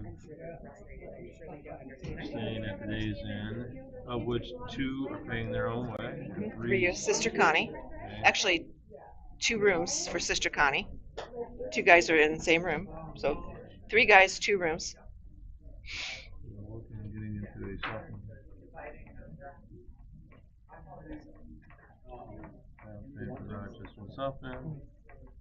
All will be out tonight. Yay. Wow. That is great work. I know, right?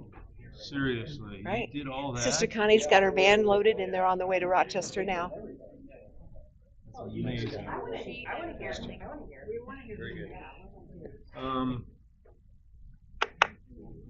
Media's wanting to hear too. You want to speak it? I don't mind. Sure, I'd be happy to speak to it.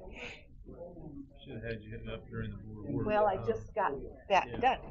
That is amazing. That's amazing. That's absolutely amazing. I'm going to find a time in the meeting. I look terrible. I'm sorry, I've been working all day. Did I have a comb? Last time I was here and Abraham was here, he said they own 50 mobile home parks. Get a list of every address of all 50, and you can call that town, and you'll know real fast who you're dealing with. How can I get a list of these? Actually, I Googled him, and there's a couple that do show up. They just you know, that just tells you, you know. I started doing that last week one day. I mean, if all those towns say they're bad people, well, then you know. If they all say, hey, it's great, they're good operators, then you know that too. I need to remember. Tell them, get a list of every stinking mobile home park they own, last week. and you can call those towns and find out. Anderson.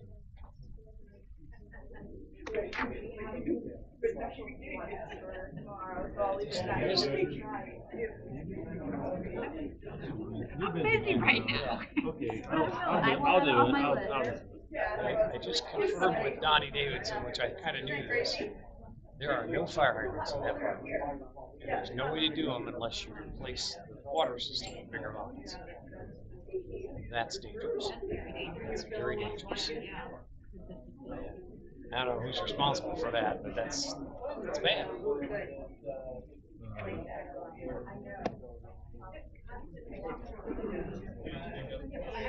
Very exciting. Played in the ball game yesterday on Saturday. It was a lot colder. New song church.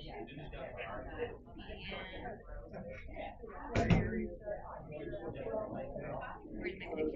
We have videos. This is their time to well, he went in 2022, so he was 30 when the first time he was out on the golf course. He was hitting the ball, and it was Earl's buddy carried her to the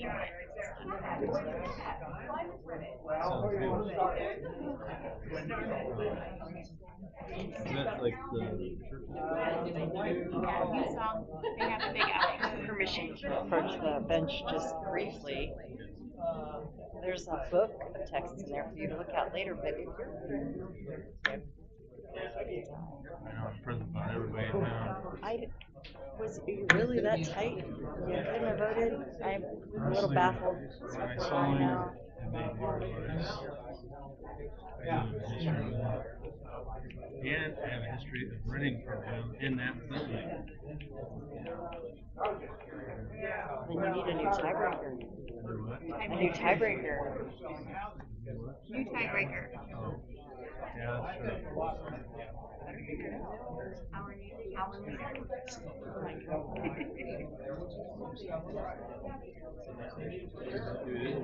But it didn't increase that much over the years. Right there.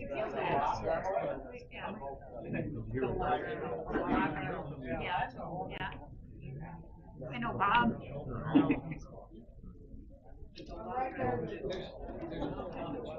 Look on the record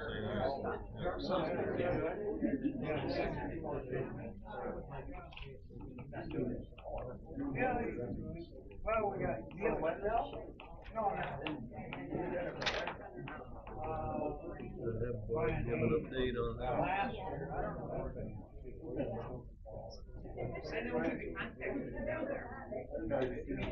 Or we criticize for doing this.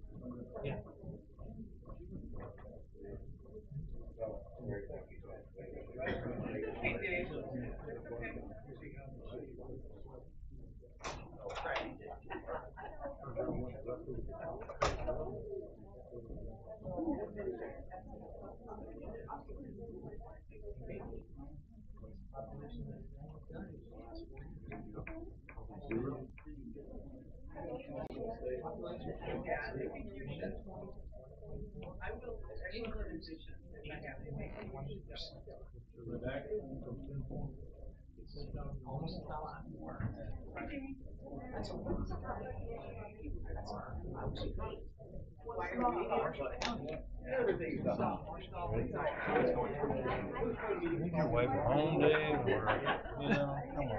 I'm like, she's speeding up. Can you guys not see her? You're like, I couldn't see her. I'm like, I'm good. I'm good.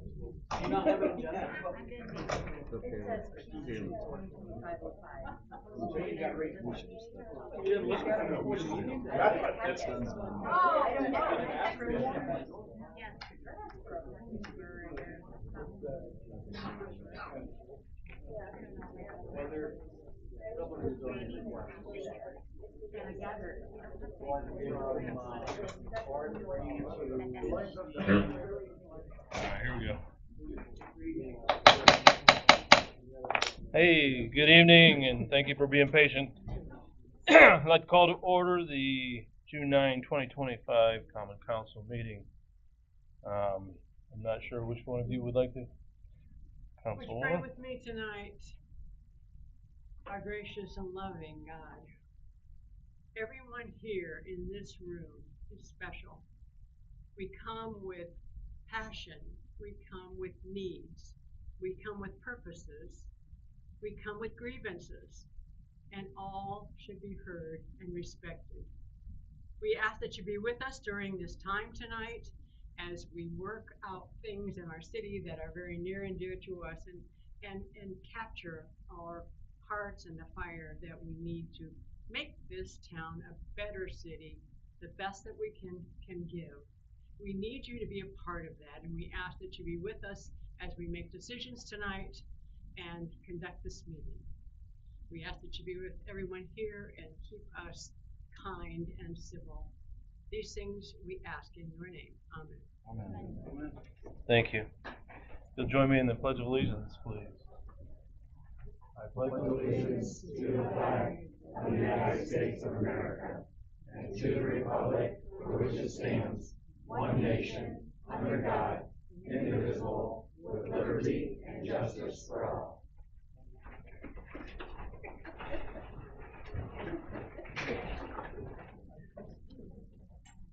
All right.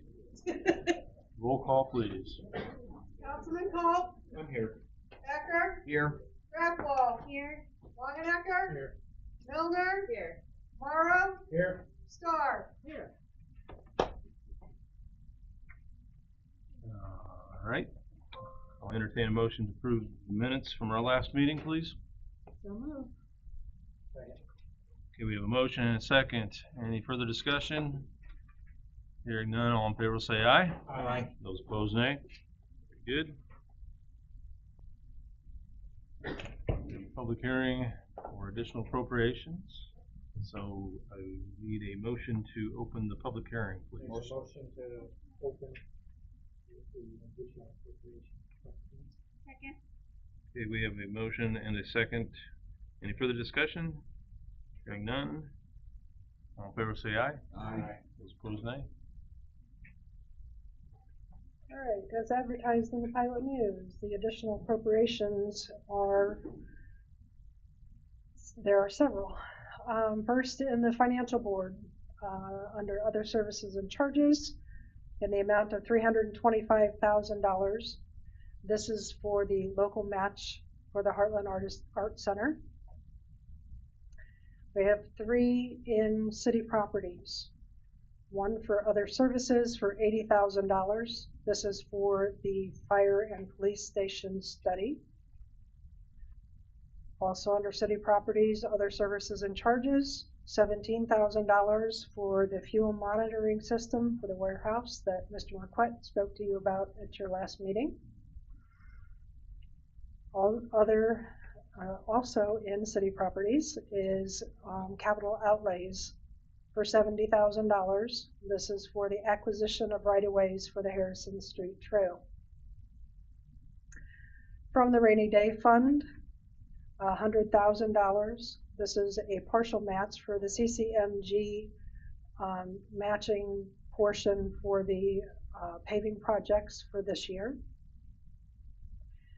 The airport FAA grant account is needing an additional appropriation for the grant amount. The grant amount from the FAA was $3,457,582. The city's match for that grant is $181,978. And the final additional appropriation is in the local road bridge match fund. This is also for the city's portion of the CCMG for the paving projects. The additional appropriation amount for this is $663,403. Are there any questions? 80,000 for the firehouse and police station. Study?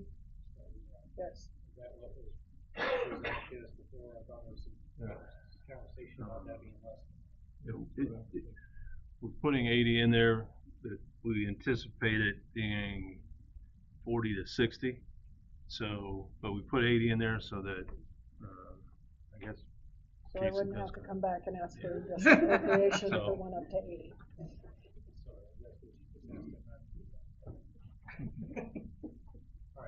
I really do think it's coming in, don't we think 40 to 60? Top end. Yeah, Top so end.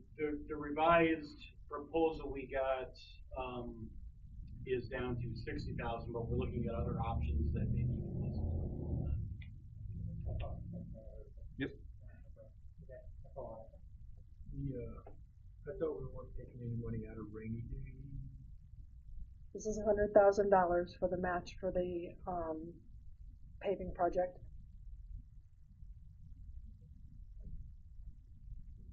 Maybe I misunderstood. I just wasn't sure it come out of rainy day. But if it has to be asked. In future meetings, there are some dormant funds that have been dormant for over a year that we'll be putting back into the rainy day. So this will make up for that. So that will make up for this.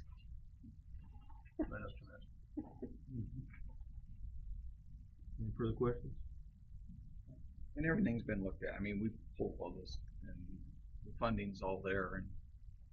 Out of reserves, yes. And it still keeps us in the target that we've been talking about, above the target, right? Thank you. Entertain a motion. I make a motion to close the public hearing. Okay, we have a motion and a second. Any further discussion? Hearing none, all in favor will say aye. Aye. Those opposed, nay. Public hearing closed. Okay, I have one thing that I would like to talk about right now. If I can go first, Randy? I don't have anything tonight, so it's all Okay, you. cool. As you all know, we had to make the and if you were at the Board of Works meeting, you heard a little bit about it, about the Red Rock Inn. We had to make the unfortunate but necessary decision to close the top floor due to safety. And then upon our building commissioner inspecting and following up on these issues, it was confirmed this had to be done. Which is, nobody has taken lightly, and myself, and it's been a lot on us, on our shoulders. But on me personally, I know the council takes some of this heat, and I appreciate everybody's support in this, but also Dennis Manuel really takes the heat. And we know there are 30 rooms up there full of folks that are going to need help. And so, similar to how we reacted and responded to the Point situation, in the Point facility a year ago, similar situation, we immediately get with a group of people who can, and mostly nonprofits, that are willing and are always on the sideline, and our community is just awesome for the way they have stepped up. And tonight, I would like to bring Barb Holcomb up here to update us on this morning. These folks had nowhere to go. And Barb, would you tell us the good news? My name is Barb Holcomb. After our 1 o'clock meeting at the United Way office, a team of volunteers went out to the Red Rock, and immediately we started to ascertain housing, where we could find housing. With the migrant workers coming in, the housing in Marshall County was limited, very much limited. So we had to go outside the county. So we found a motel at Rochester Quality Inn, that had many and multiple rooms. So we knew that we were good there. All of the residents were waiting for us when we got there, and we were able to meet with all of the residents. So we did interviews with 26 adults and 4 children at the Red Rock Inn today, and we found housing for 6 are staying with others at the Red Rock Inn. 9 people with 7 rooms are booked at the Rochester Quality Inn. 5 people are staying at the Days Inn. 2 are paying for their own way. 3 residents are paying by Sister Connie in 2 rooms. 1 we are working on and still working on, and I believe we've got a room for him in South Bend, as he works in South Bend. So we wanted to make accommodations so we didn't have to drive as far. So 1 person we're putting up in this South Bend motel. 5 individuals and 4 children are staying with friends or family. That's a total of 9. So Mr. Patel is paying for the Rochester facility and also the South Bend motels. And so out of all of those 30 individuals, all of them will be out of the Red Rock Inn tonight. They will be in secure and safe housing for at least a week. We do work a week at a time, because people's lives changed and we don't want to pay too far ahead, and then we would lose our money. So we're working a week at a time. I have all of their contact information on various forms and on my spreadsheet. So I will be in contact with them regularly, and finding out what their plans are for the future and how we can go forward with that. So good work today. That is very good work. Very good. Thank you. Can I say thank you to the people that were involved? So the people on my team were Amanda, Beck, Sister Connie, Tom Keb, and myself were out doing interviews at the Red Rock. So I want to make sure that they get credit for that too. Thank you. And thank you to them. And there was a whole host of people outside that, those listed names, there was a whole host of people that came together this, today at 1 o'clock, and so, thank you, that is really good news. Okay, that's what I had for tonight. Anything from anybody else?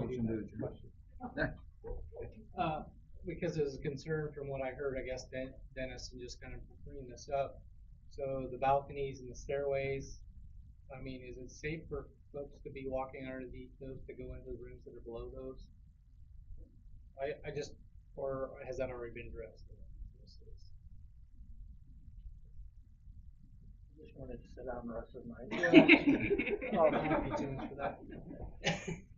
That is one reason why I asked to have a structural engineer come out, because there are some major issues. It needs to be looked at. I'm not gonna say I'm qualified to make that decision. That's the reason I asked for a structural engineer to make the determination. Mr. Patel said I believe at our meeting, he did state that he had contacted somebody. I'm waiting to hear. And I just want to say, I do not take these decisions lightly when I do this, regardless of what Facebook says. Very good, thank you, Dennis. Anything else this evening from the board? Okay, moving on. Mr. City Attorney. I'm actually going to let the plan director handle this one. Hi, Adley. Good evening. I do have 3 items on the agenda, so I'll do my part and then it's up to you. So we've got 3 cases from the Planning Commission, PC 2025-05, the Holsworth George J. Jr. and Linda Holsworth project for rezoning. PC 2025-06, Stone James, Andrew, Sarah Marie, husband and wife, rezoning.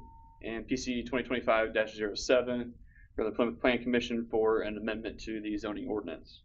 So jumping into our first case, we have Holsworth, George Jr. and Linda Holsworth, 4589 Michigan Road, Plymouth, Indiana, 46563. An application to rezone the subject property from R3 Traditional Residential District to C1 General Commercial District on parcel 5032-05-102-080-00019, located at 117 West Madison Street, Plymouth, Indiana, 46563.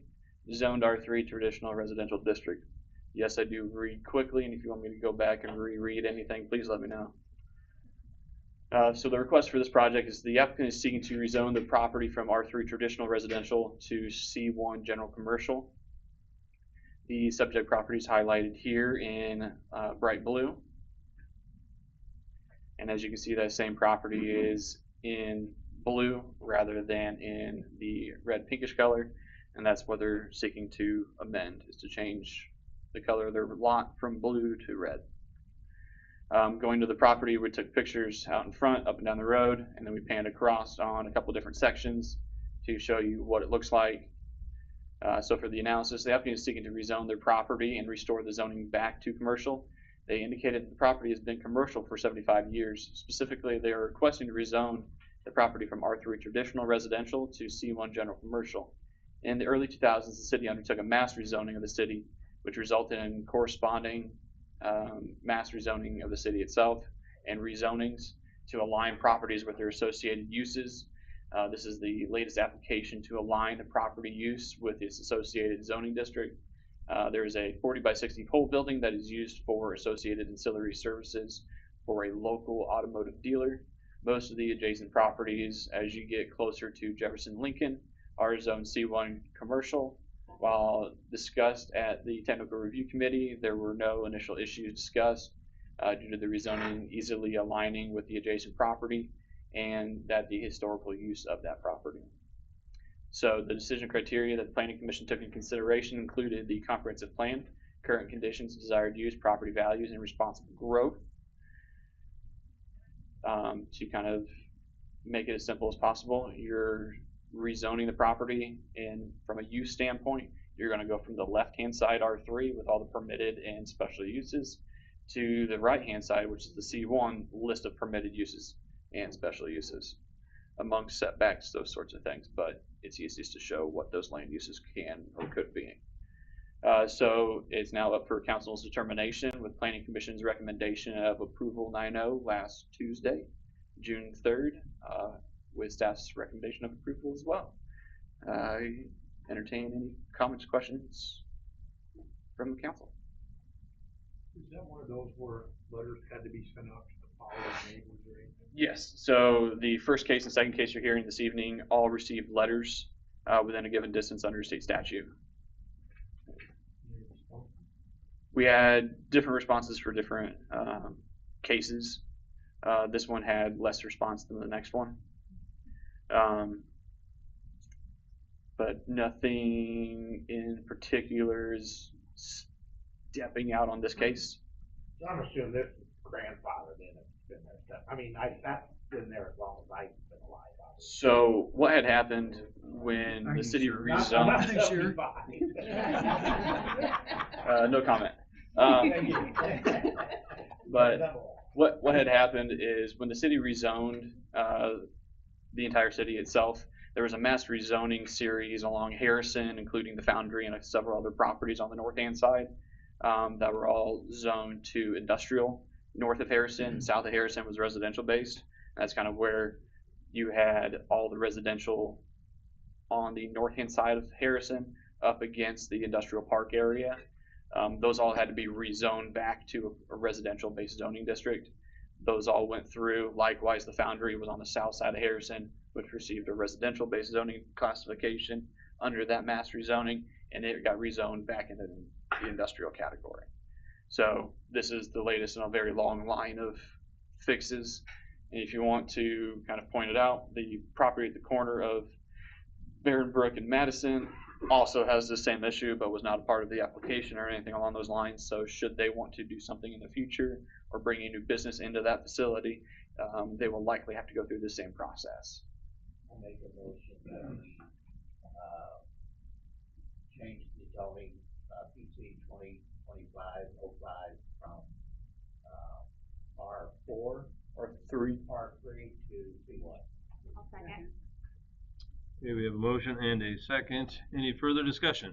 I just wanted to know, on the letters that you got on this particular one, is they in favor of it? Did they care? I had no letters. I'm not sure offhand how many. I'm going to go no. Any further discussion? Hearing none, roll call vote, please. Councilman Cobb? Yes. Hacker? Yes. Kraftwall? Yes. Longenecker? Yes. Melner? Yes. Morrow? Yes. Star? Yes. Thank you. Moving on to your next case, 25-06, Stone James Andrew Sarah Marie, husband and wife, 2280 West Jefferson Street, Plymouth, Indiana 46563. An application to rezone the subject property from I Industrial to R4 Multifamily Residential District on parcel 5032-06-201-217-007-019, located at Lincoln Highway, Plymouth, Indiana 46563, zoned I Industrial District. So the request for this is to seek to rezone the property from the I Industrial District to the R4 Multifamily District. Here is the subject property highlighted in light blue.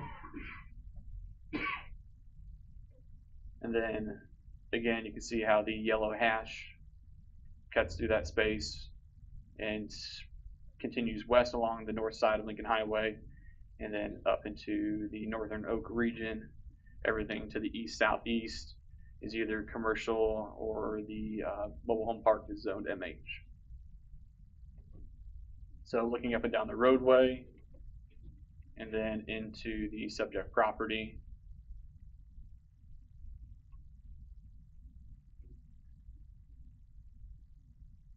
Many years ago, this is what it looked like based on previous aerial photography. For analysis, the applicant is seeking to rezone the property from the I Industrial District to the R4 Multifamily District in order to develop the proposed parcel. The lot is located on the north side of Jefferson Lincoln Highway, set between the road, a single-family residence, a wetland, and an existing mobile home community. The initial project design, for context, is proposed 50-unit development with a mixture of 2- and 3-bedroom units housed within 2-story buildings under review of the technical review committee. There were no initial red flags for the development based on the rezoning of the property. The departments will do a greater detailed analysis as engineering and design get into greater detail, but all that was reviewed were the concepts of the proposal.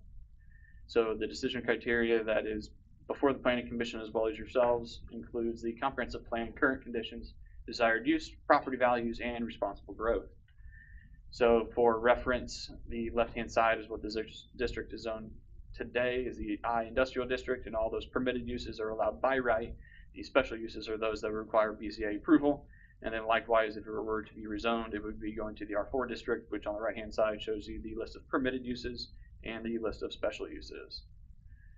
So for that council determination, planning commission recommendation, there was no recommendation at the end of the day. The first vote was a vote to table, which landed 5-4, and a vote of denial, which also landed 5-4. As a point of reference, the Board of 11 requires 6 in connection in order to move one direction or another, regardless of the amount of individuals in attendance. So as you can see, 5-4, that makes 9. There's 11 on the board, meaning 2 were absent that evening. And so with it only making it 5-4, even though they had a majority of those in attendance, it wasn't a majority for the board as a whole out of the 11. So both failed. Similar for those of you that were here for the Board of Public Works, we went through several voting processes to eventually get to an end. The Planning Commission, though, because it's a recommending body, has the ability to provide no recommendation, not a approval, not a denial, not a favorable recommendation. They can give no recommendation. So at that point, it's on you to make the final determination. At that point, staff did recommend approval of the project. So now it is here, it's your meeting this evening. Any comments, questions on our part? Not yet.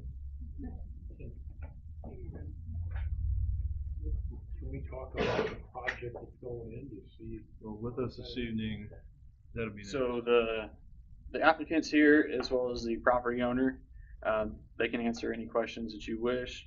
The only thing before you this evening is to rezone that property. The project itself could change drastically if it wished. So I want to make sure you keep that in mind. If we were going from R4 to industrial, they said they're going to do one thing, that project can die and you still have an industrial zone property, it could become anything else. So understanding that the project that's provided is a best foot forward and able to give you as much information as possible on what they're wanting to do. But things do change, doing additional groundworking, surveying work, those sorts of things. Engineering begins to take an impact. They were here and presented during the public hearing last week, and they heard a lot of the different comments that were made, and it would be advisable on their part to be taking that into consideration during the development process. But this evening, we're simply here to establish, does it get rezoned from I to R4 or no? So if you have questions, I'm sure the applicant would be more than happy to answer anything that they can. So with the applicant, I don't know if who you want to, the owners are here, but the developer is also here with Warwick? Wallach, thank you. Yeah. Sarah Ford, I believe, right?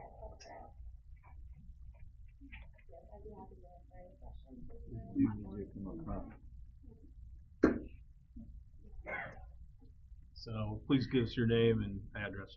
Hi, I'm Sarah Ford, and my address is 310 Sumption Drive, Columbus, Ohio. Where's yours if you want to explain the project? I think that's what they want. Sure. Yeah, absolutely. So we are proposing a 50-unit multifamily project. It would be a mix of 2 and 3 bedrooms, 32 bedrooms and 23 bedrooms. We would apply for funding for our project through the state agency, and we would apply for that funding in July and find out if we're awarded that funding in November. we would need to be awarded that funding in order for our project to move forward.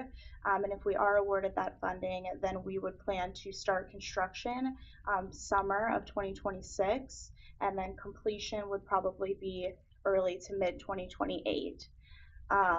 Wallach, which is the company I represent, would be the developer, general contractor, owner, and management company. We are a long-term owner-operator, so we would be managing the company, or sorry, the project locally for a minimum of 15, but most likely 30 years. And so we really, take a lot of pride in the developments that we do. We're not in the business of developing and then selling off to, whoever wants to come and manage it at that point. We really want to be, ingrained in the community and be good partners in the community to provide housing to people who really need it. The project would be considered affordable, but we would be serving individuals who make up to 80% of the area median income, which is around $75,000 a year. And so really it would be, serving the workforce of the community. Rents would range anywhere from gross $620 to $1,400. So, it serves a wide range of individuals, and our project would not be subsidized in any way. So individuals who live there would be fully responsible for their rents. They would not receive any government assistance in order to pay for their rents. And the last thing I want to say is, we did hear the concerns at Planning Commission, and, I absolutely understand where residents are coming from, and I am happy to continue working with the city and residents to try and address as many concerns as possible.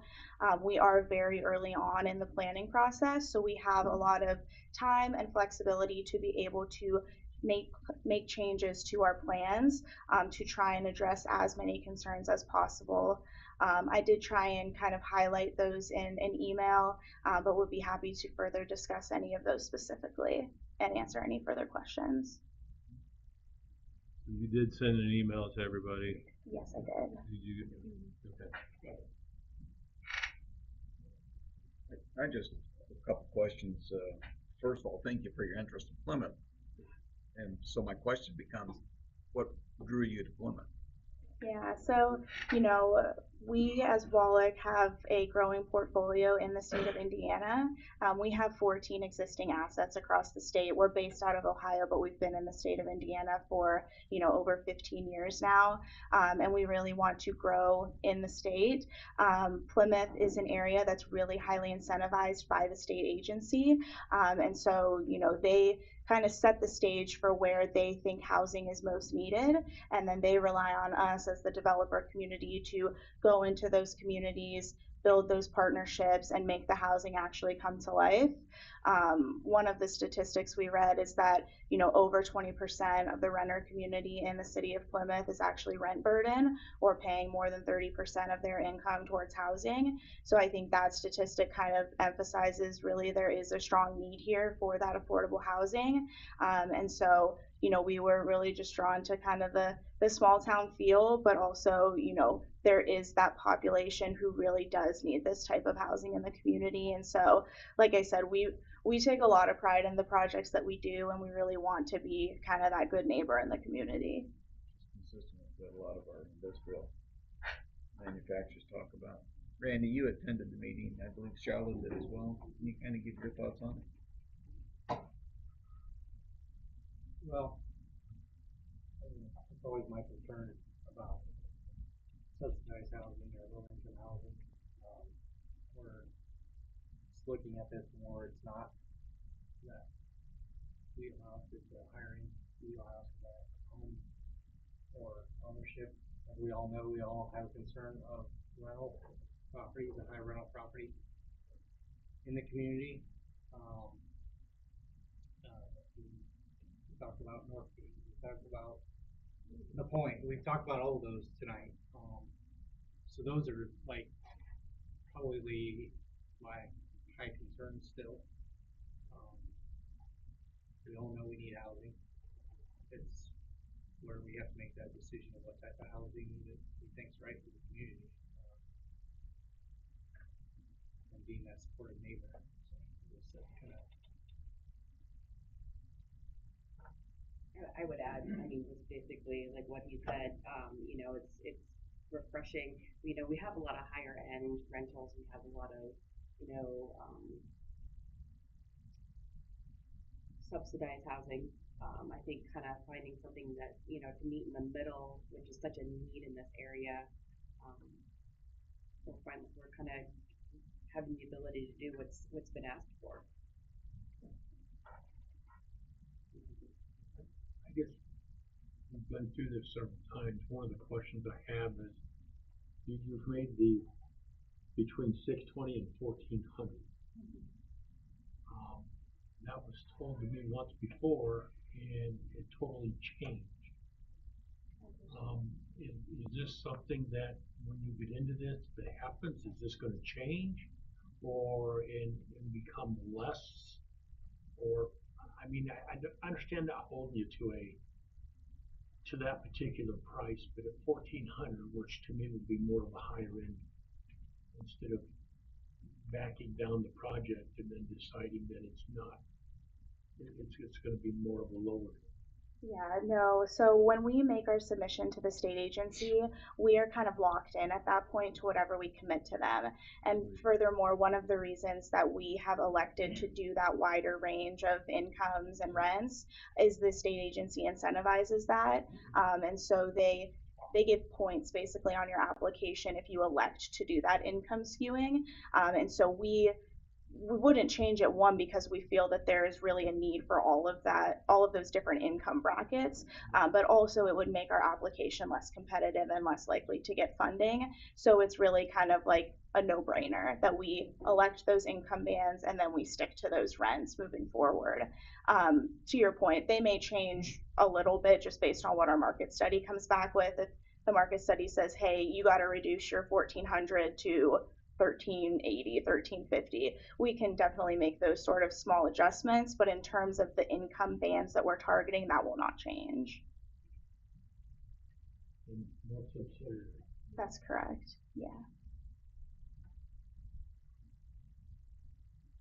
What other communities have you in Indiana? Do you have property? Yeah, so we have assets in Indianapolis, Franklin, Linton, Paoli, Mitchell, and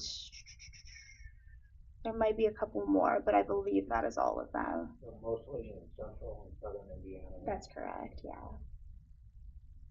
Which are also Michigan, Illinois, Ohio, North Carolina, South Carolina. Yes, and Kentucky as well. From what I read on your email, it's not a build and leave. You're going to build and put somebody here to make sure it's kept up and. Yes, that's correct. You manage your own. Yes, we manage our own properties, and we are the GC as well. So, you know, we want to ensure that we are building with the highest quality materials, that it is like for like with market rate. You know, it'll be LEED Silver certified, sustainable building materials.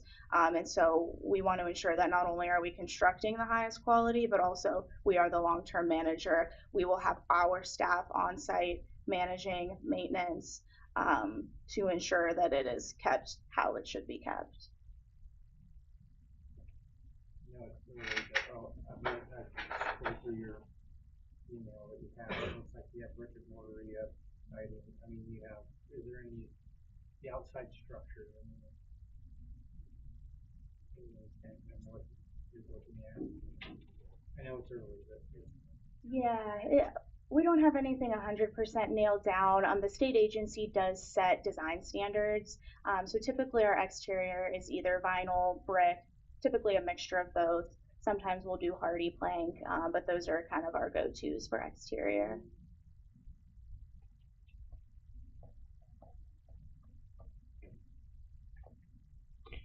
So I think we can, and if you have any more questions, she's going to be here. I think we should take the opportunity to hear first for if anybody opposes the project, followed by anybody that would like to support the project, and we'll wrap it up at that. Does that sound like a plan? And we're going to limit Um, 2 minutes. Thank you, Sarah. Is there anybody here, what did I say is going first? Opposed to this project? Please come forward. Bo?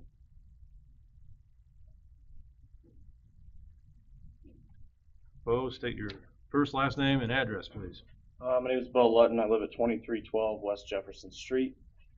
My property actually butts up to this partial property. I'm going to do my best to keep this at 2 minutes. Being a former law enforcement officer, I've done my research on this since last Tuesday. I've got quite a bit of notes here to go over, and I wrote it all down.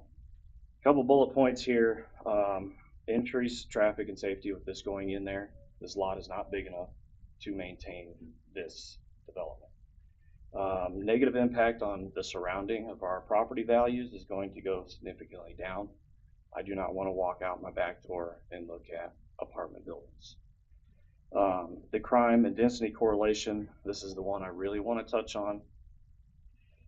There's a well-documented research supporting the concern that rapid introduction of high-density rental housing, particularly in areas unprepared for the socioeconomic impact, can contribute to increased crime rates. I spent the majority part of this morning visiting with the Plymouth Police Department, pulling reports of recent developments that's happened. And I just went off of, I asked to pull the last 2 years. And the first one that we pulled was the Serenity House. It's right down the road. I don't know how much research you guys have done. In the last 2 years, from May 9th of this year, 2 years back, there's been 213 calls for service at that location.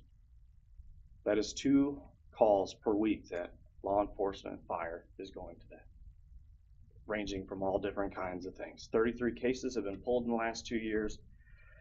The newest one that has been built has been Centennial Crossing. CMD built that one. I know those guys very well. In the last 2 years, 169 calls for service has been dispatched out there, ranging from all different types of things, domestics, a lot of different things. So that's your time. Yeah. You want to wrap it up real quick? Yeah. I'm not in favor of this. I know I had 2 minutes, but I'm not in favor of it. Hand your nose off to somebody. And as long as we're not repeating, like statements. I'm sorry, who is this? Did you catch that? Repeat that slower and. Okay, your time is starting now.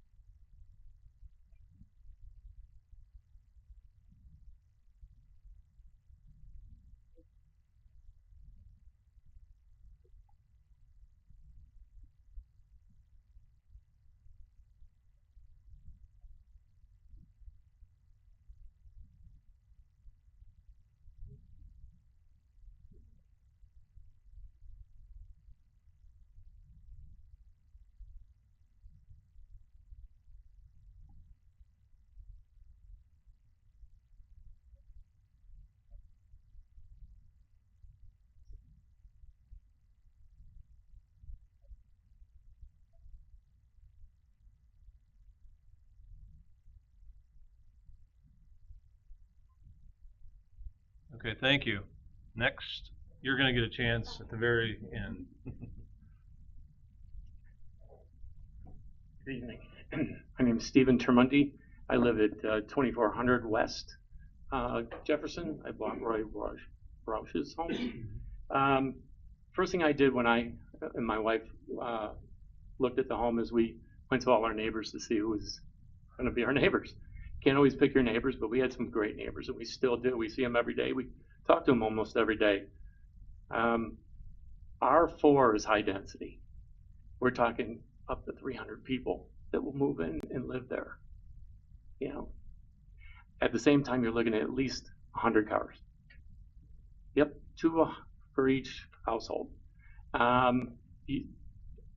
We haven't received anything as far as studies. I didn't even know who was going in or what was going in until just a couple weeks ago. And it's not a perfect area. I mean, when we moved in, we've got Wazinga across the street, you know, some industrial. You see, we're right there with the rest of the trailer park as well as the other apartments. And yes, I am a regional manager for 9 trailer park communities across the state of Indiana. So I know what that brings, and I know what the opportunities are, and I know that we heard a lot of nothing today. There's been no studies. What about noise? You're not going to build a wall high enough to block all that noise. Just a couple motorcycles, and boom, you're in misery, which means our nice little area, which is only a few homes, and I'm actually industrial, zoned industrial, turns to something which I wasn't looking for when I moved here. We moved here to potentially retire. So just wanted to share my opinion. I appreciate you hearing me. Thank you.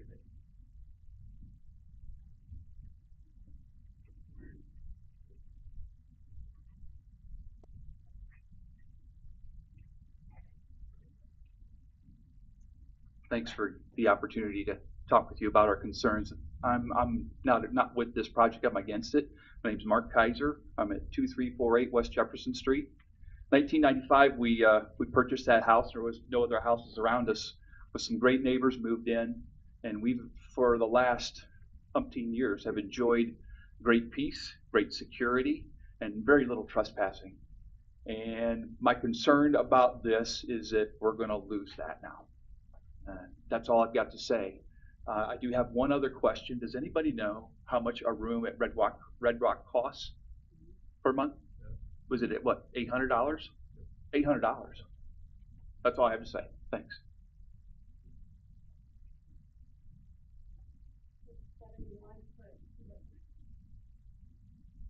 Anybody else like to come to the podium and speak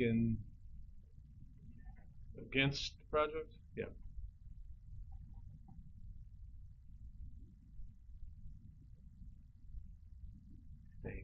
Stephanie Tremonti, 2400 West Jefferson. I just want to say that if the state they don't get the state funding, this will be subsidized housing, and that's a whole nother ball of wax. We don't even want what they're proposing in there, but if it's subsidized housing, we're probably going to look at moving again, because that is not a situation I want to be in. Thank you. Thank you.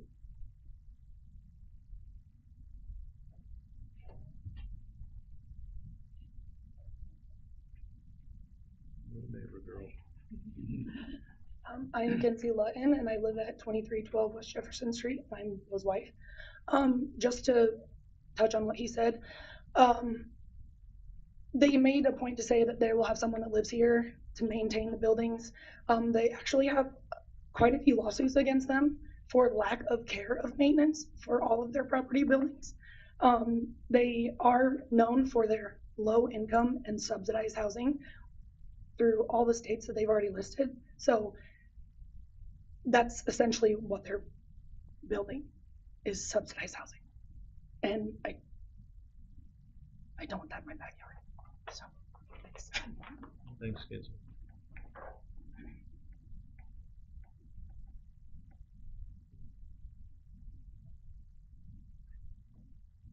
So I'm Allison Kaiser, Mark's wife, 2348 West Jefferson Street.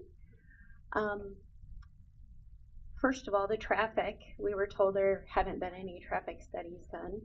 And if you have 100 cars coming out of one entrance and exit to that apartment complex at the top of the hill on Jefferson Street, if any of you have left town, driven past Dairy Queen, everybody hits the gas right at that spot. So traffic is going to exponentially increase at that spot. I'm not for this at all. We have lived there 29 years. It has been a quiet, peaceful, right on the edge of town, beautiful place to live. And they didn't talk about it, but they deforested the entire lot already. How's that going to impact the wetlands that are behind it that are protected? I haven't heard anything about that at all. And that's part of that land that they're selling, is butting up to that wetland area, which is protected. So they won't even be able to build on that section of the property. So again, that's a whole lot of people on a very little part. Like they talked about, I know my time's probably expiring. 38 seconds. Okay, she got more than 2 minutes, so. Okay. Anyway, You're forget fine. it. Keep No, going. it's okay. Thank you very much.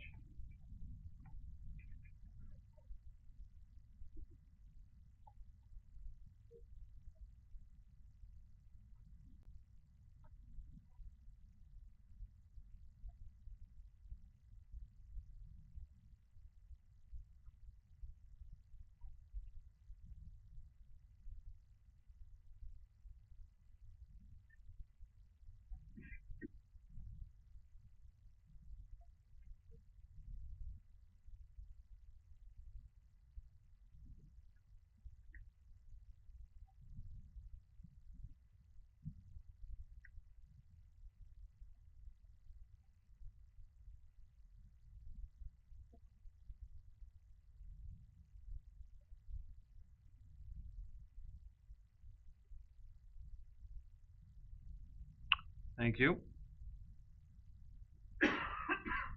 Anybody else to speak against the project? All right, this time then we're gonna, if you'd like to go first, Sarah, again, then that'll be your last time. You wanna wait? So anybody else wanna speak for it first? I think we have a few here that do wanna speak for it, so, either one of our Langfelds. Good evening, Ed Langfeld, 1980 West Jefferson Street, Plymouth, Indiana.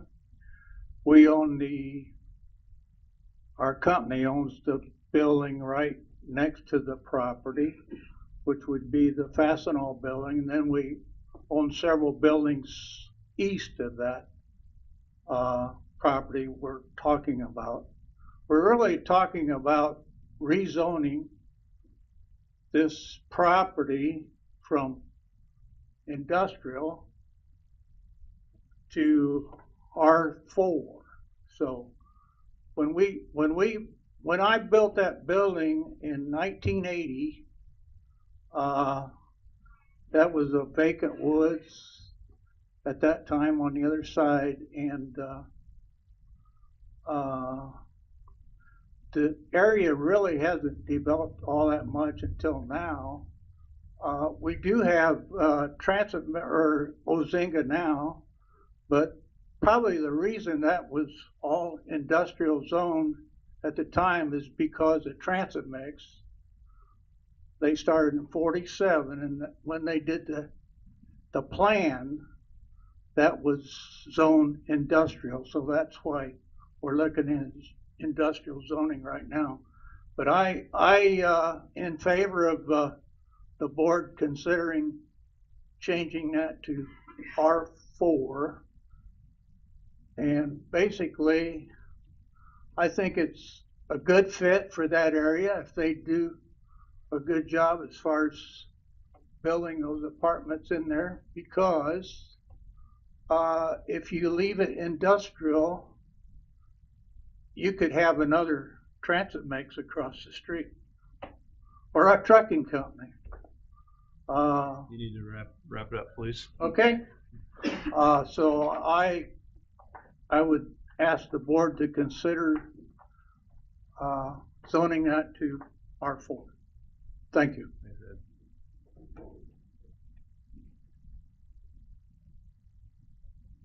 Good evening, I'm Lisa Langfeld, and I am at 1980 West Jefferson Street as well. My father started our company in 1985, and so now we own and operate Mr. Storage. We have 3 commercial properties, as he mentioned, Fastenal being one, and we're just lined up on Jefferson. In addition to that, we also have multiple storage facilities behind there as behind our office on Jefferson. He developed Windmill Park. And I think Windmill Park is a perfect example of a housing project done well. And if you do it right and you keep your green spaces, you can have commercial property butting up against housing and have it very successful. I can tell you that there was a lot of feedback when Serenity Place was going in on the corner, and it wasn't positive. We heard it all. We were concerned as storage operators. We thought, oh my gosh, break-ins, break-ins, break-ins. It hasn't happened. So it can be very successful, and I think the owner of this property is really concerned about who he partners with to sell his property to. So we're hoping for a successful relationship with our neighbor right next door. Thank you. Thank you. Before Sarah comes back up, anybody else would like to speak in favor of? Okay, Sarah, the floor is yours again. Thank you. I just wanted to address some of the concerns I heard. The first one being, while this is not subsidized housing, and I can fully commit to that, this is very highly regulated because we are getting funding from the state agency. We're getting funding so that we can put equity into the project, which allows us to be able to charge the lower rents. However, it is not subsidized. But because of that, we have numerous site visits and numerous inspections from the state agency, from our lenders, from our equity providers, and they are coming out to the property on a very regular basis to ensure that management is keeping it how it needs to be kept, to ensure that there are not maintenance issues that need to be addressed. If any of those things occur, we get seriously dinged and will have repercussions with that state agency, and that's not something that Wallach can afford to have happen. So I did just want to clarify that, and again reemphasize that it will not be subsidized housing, and it will not be the same population type as Serenity Place, as I know that has been a concern that I've heard. Secondly, I did just want to say that we tried to be super mindful when we were site planning to tuck the project back as much as possible, and keep a robust landscape buffer between our buildings and the windmill community, and then also the single family homes. We will not be disturbing the wetlands in any way, and that was indicated on the site plan as well. And we are happy to explore adding a fence. That wasn't included on the initial site plan, but it's very preliminary, so we are absolutely happy to explore that, especially if it would make the community feel better about security. And we also will have exterior and interior security cameras at the property. I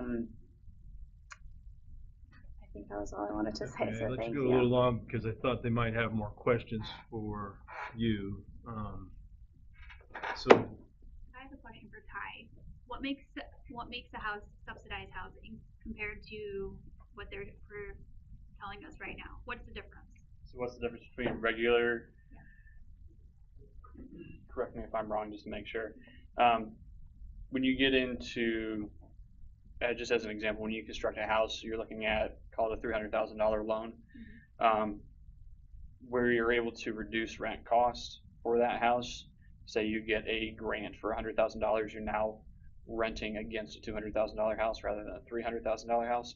Now, if you start adding zeros on the end and substantially larger grants, that's kind of where you're able to come at it from that perspective. But the subsidized portion is where the company begins to receive checks in relationship to accommodating the portions of rent. Is that would be great. So thank you, Ty. So the main difference between subsidized and what we're proposing is when you are at a subsidized community, oftentimes people who live there pay only up to 30% of their income. So regardless of what their income is, they pay 30% of whatever they're making. So if they're making zero income, they don't pay anything, and then the federal government or HUD will pay that rent. At our property, that is not the case. They have to income qualify, just as you would at any market rate property. And say 1 month they cannot afford the rent, there's no HUD coming in to pay that for them. So the people who are living at our property are fully responsible for their rent payments, whereas if it's a subsidized property, HUD is really the one responsible for their rent payments, and there's no HUD affiliation with this property. I think it's important that you remind them again, explain that you're not voting on the project itself. You are voting tonight on rezoning. And Correct. Give us that lesson one more time. So, I mean, in fact, to I was going to make it as simple as possible, you're looking at going from the left page to the right page in terms of land uses and their associated setback requirements on the secondary page when looking at the different zoning districts. But when you make this decision this evening, you get to make it based on these 5 items. Would they have to come back and get it approved, or even by a planning commission to change or to bring their whole project back? Or us rezoning it is just kind of saying that we're okay with? So if you look at the right-hand side in relationship, they or anybody else, should this project go under, they could build a double wide trailer, a modular home, a multifamily residential project as they're proposing. Somebody could put a single family house on it, or somebody could put a 2-family house on it and never come back before the board. So if we deny it tonight and somebody else comes in with a different plan, it could still be brought to us, not with the same. Correct. But, If you deny it tonight and it stays industrial, if you look at the permitted section, yes, it's substantially smaller, but you could be looking at uses within the services or the manufacturing industries that could be substantially more invasive. So those are all available options. As an example, the forestry and logging is a by right use of the district currently. So the property owner is free to cut trees from their property, just like any other cropping. It's just a very long-term crop.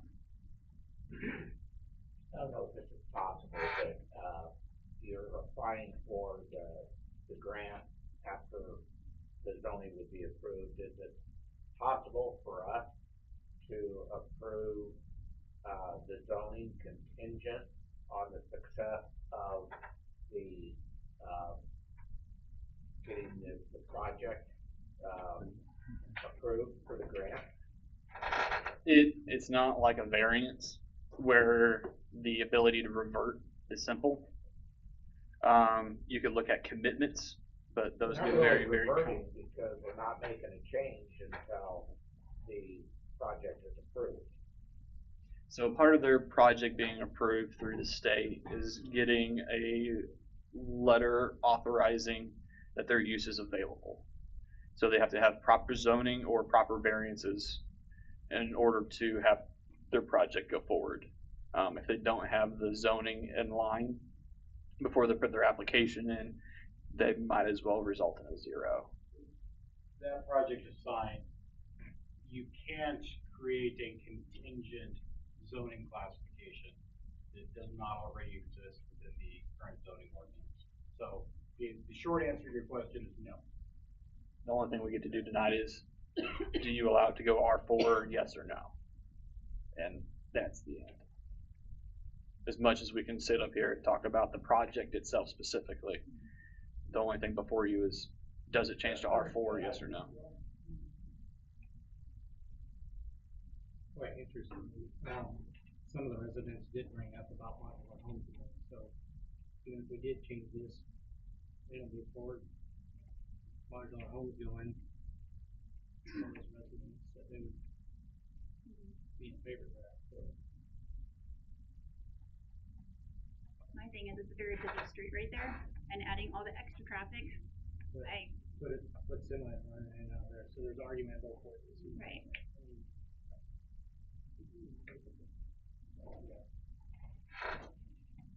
Did you see this? This is a total layout of the property.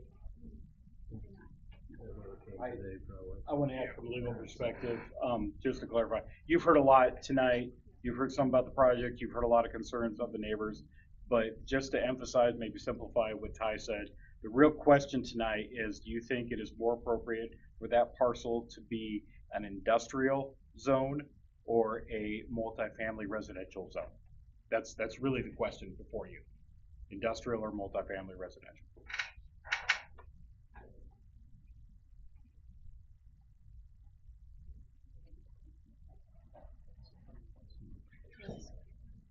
Any other questions or comments from the council?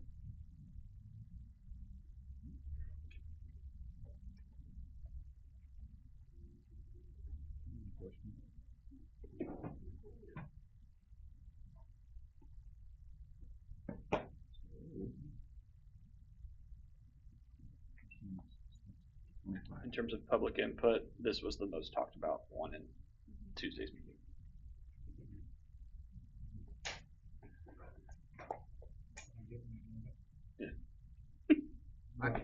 I've looked at this and I've talked to several people, and I think personally, I think it's a good fit. I know that we need quality homes, residentials, I should say. I like the fact that it's market rate.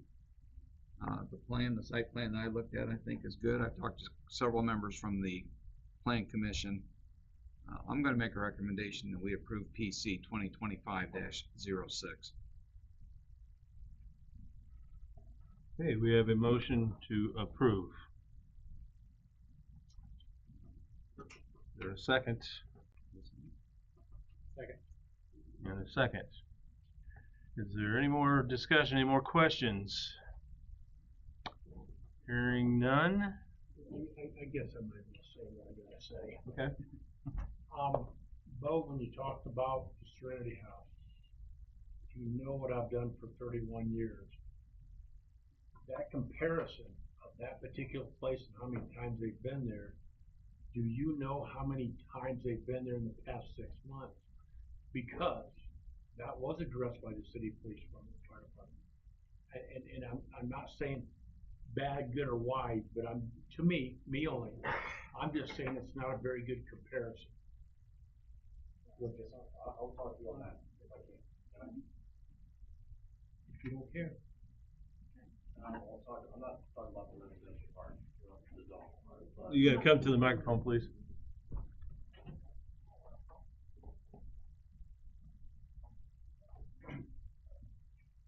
Mr. Culp, I know you've had a lot more years than I have, but only served 5 years. So, and I served in Elkhart County. I worked midnights. The majority of my calls, a lot of them, and I remember them very vividly, a lot of apartment complexes. And that's when I went down to the city, and I only pulled the reports on 4 of them, and how many calls for service were at these. And this is what I was trying to say, and I ran out of time. Sure. The ones that were just built out here, the Centennial Crossing, last 2 years, 169 calls for service. Those are, according to CMD, those are market rate apartments, still accepting vouchers for subsidized housing. I confirmed that today with them. There's still, even Westgate, 115 in the last 2 years. Rivergate, which I believe is this one here, one on the river. That's managed by an out-of-state company as well. There was 37 in the last 2 years. And the building, there's siding falling off all over it. Nothing's been done. It's associated that the high density draws more crime. I don't want that in my backyard. I got you.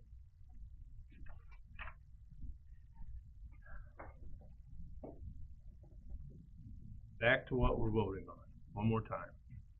What are we voting on? We're not voting on the project. You're voting on the district, and I believe you have a motion and a second on Right. the floor. Well, I'm just bringing that up. District. Okay, any more questions? Hearing none, roll call vote, please. Councilman Culp? Yes. Ecker? Yes. Rathwall? No. Longenecker? Yes. Milner? Yes. Morrow? Yes. Starr? Yes. Motion passes. Okay, moving on to the final planning commission case this evening is Plymouth Planning Commission 124 North Michigan Street, Plymouth, Indiana 46563, an amendment to the following Article 3, C2 Downtown Commercial District, and Article 3 of the R3 Traditional Residential District. So for the background on this, through the guidance of the Plymouth Forward 2040 Comprehensive Plan, we have the next set of ordinance amendments. One of the goals of the plan is to encourage infill and mixed-use development in an effort to better utilize the existing infrastructure and be more efficient with limited resources. Staff has assisted in the coordination of 5 ordinance amendments. Those ordinance amendments are Article 3, C2 Downtown Commercial District, the minimum lot size being proposed to be reduced from 1/2 acre in size to 1,200 square feet. The minimum lot width from 150 foot to 20 foot. The minimum lot frontage from 50 foot to 20 foot. And then in the Article 3, R3 Traditional Residential District, you have the permitted residential use, adding 2-family residential, or also known as a duplex, and removing same said use from the special use district for 2-family residential. Are there any questions on this slide? Or go ahead and continue. Hearing none, we'll go ahead and continue. For the analysis, after thoughtful consideration and observation by the Comprehensive Plan Zoning Committee, there are 5 proposed amendments to the Article 3 in the C2 Downtown Commercial District and the R3 Traditional Residential District.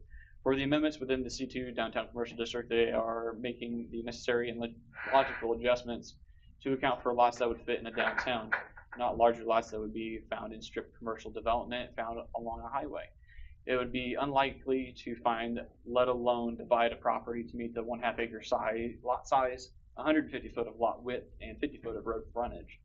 The proposal is to bring these standards to 1,200 square feet, 20 feet, and 20 feet respectively, and would fit more seamlessly in line with the parcel fabric as it sits today. The R3 Traditional Residential District amendments continue the evolution of serving Plymouth with greater housing opportunities.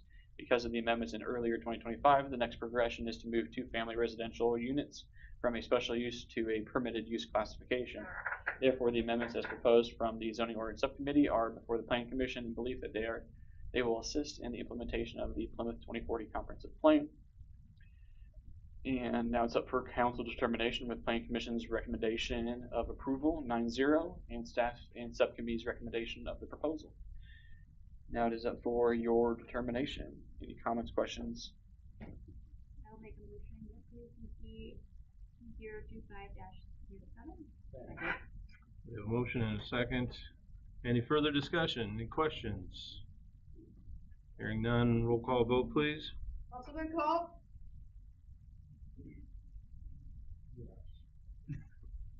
Ecker? Yes. Rathwall? Yes. Longenecker? Yes. Milner? Yes. Morrow? Yes. Starr? Yes.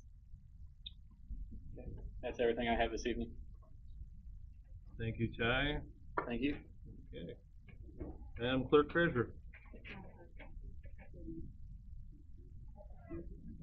Right.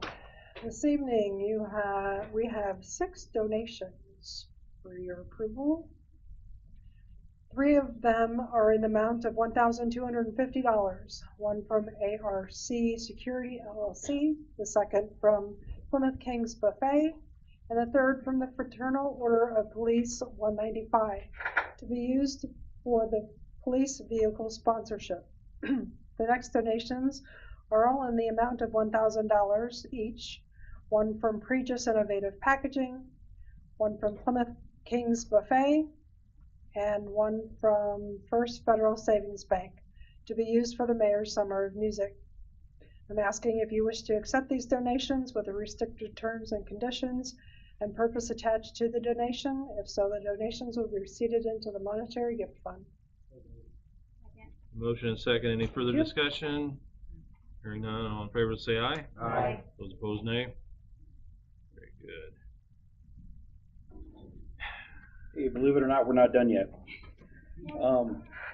Next on the agenda is resolution number 2025-1159, a resolution of the City of Plymouth declaring certain real estate to be within an economic revitalization area. This is for Hoosier Racing Tire Corporation's application for a tax abatement. If you recall, this is the first step in the process, declaring it a revitalization area. And Greg Hildebrand and representatives of Hoosier Tire are here to tell you about it and answer any questions. I think they'll do it very quickly. No rush. Good evening, Greg Hildebrand, Marshall County Economic Development. Back in 1957, Bob and Joyce knew, no, I won't. I won't bore you. All that. Slow it down just a little bit. Yeah. What we're here to talk about is tonight is to recommend it for an environment or let me start over. Economic revitalization zone. This is a $16.8 million investment into personal property. This is the prequel or beginning of a larger expansion, but because of the way the tax abatements, this machinery will go into service before the rest of the expansion comes along. So we're asking it for, and this will be the first phase of it. As you see, there's 447 jobs will be retained by this. No new jobs that's coming. You know, like I said, this is just step one in multiple steps. Hoosier Tire's been a great industrial partner to the City of Plymouth and Marshall County as a whole. I ask for your support on this, and if you have any questions, Mark Spence and Scott Berry are here. They can answer any questions directed at Hoosier Tire. My question is for the abatement. Is it starting for next year? So it's going to be for. Yes. Okay. Yeah. The equipment will go. We're past that deadline. So. Oh. It'll go into service, yeah, and it'll be there January of 2026. Okay. So it's gonna be, okay, yeah. Gotcha. Yeah. We are past. Different. Right.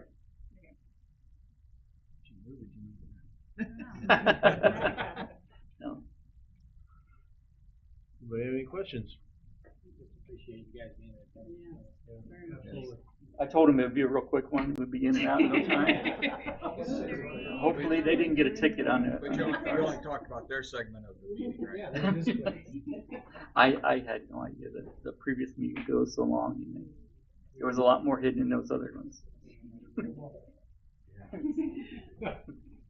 Okay. Thank you. Thank you. So we need. Thank Move on to the 2025-1159. Second. We have a motion and a second. Any further discussion? You want a roll call? Sure. Okay. Yes. Councilman Culp? Yes. Becker? Yes. Strathwell? Yes. Yes. Longenecker? Milner? Yes. Morrow? Yes. Starr? Yes. Thank you for your continued investment in Plymouth, Marshall County. Thank you very much. We really appreciate you guys. Additional appropriation resolution. Who is going to get? Motion to pass 2025-1159. Thank you. Second. First, second, third, and fourth. Any further discussions? Hearing none. All in favor will say aye. Aye. Those opposed, nay. Very good. And other business? I have no update for Marshall County. Okay. Comprehensive plan's gonna defer to next meeting. Thank you. Gotcha. Privilege of the floor. Don't you dare. Okay. Number 8, acceptance. Motion to accept the communications that was in our packet. Second. We have a motion and a second. Any further discussion? Hearing none, all in favor say aye. Aye. Those opposed, nay. Motion to adjourn. Very good. Thank you.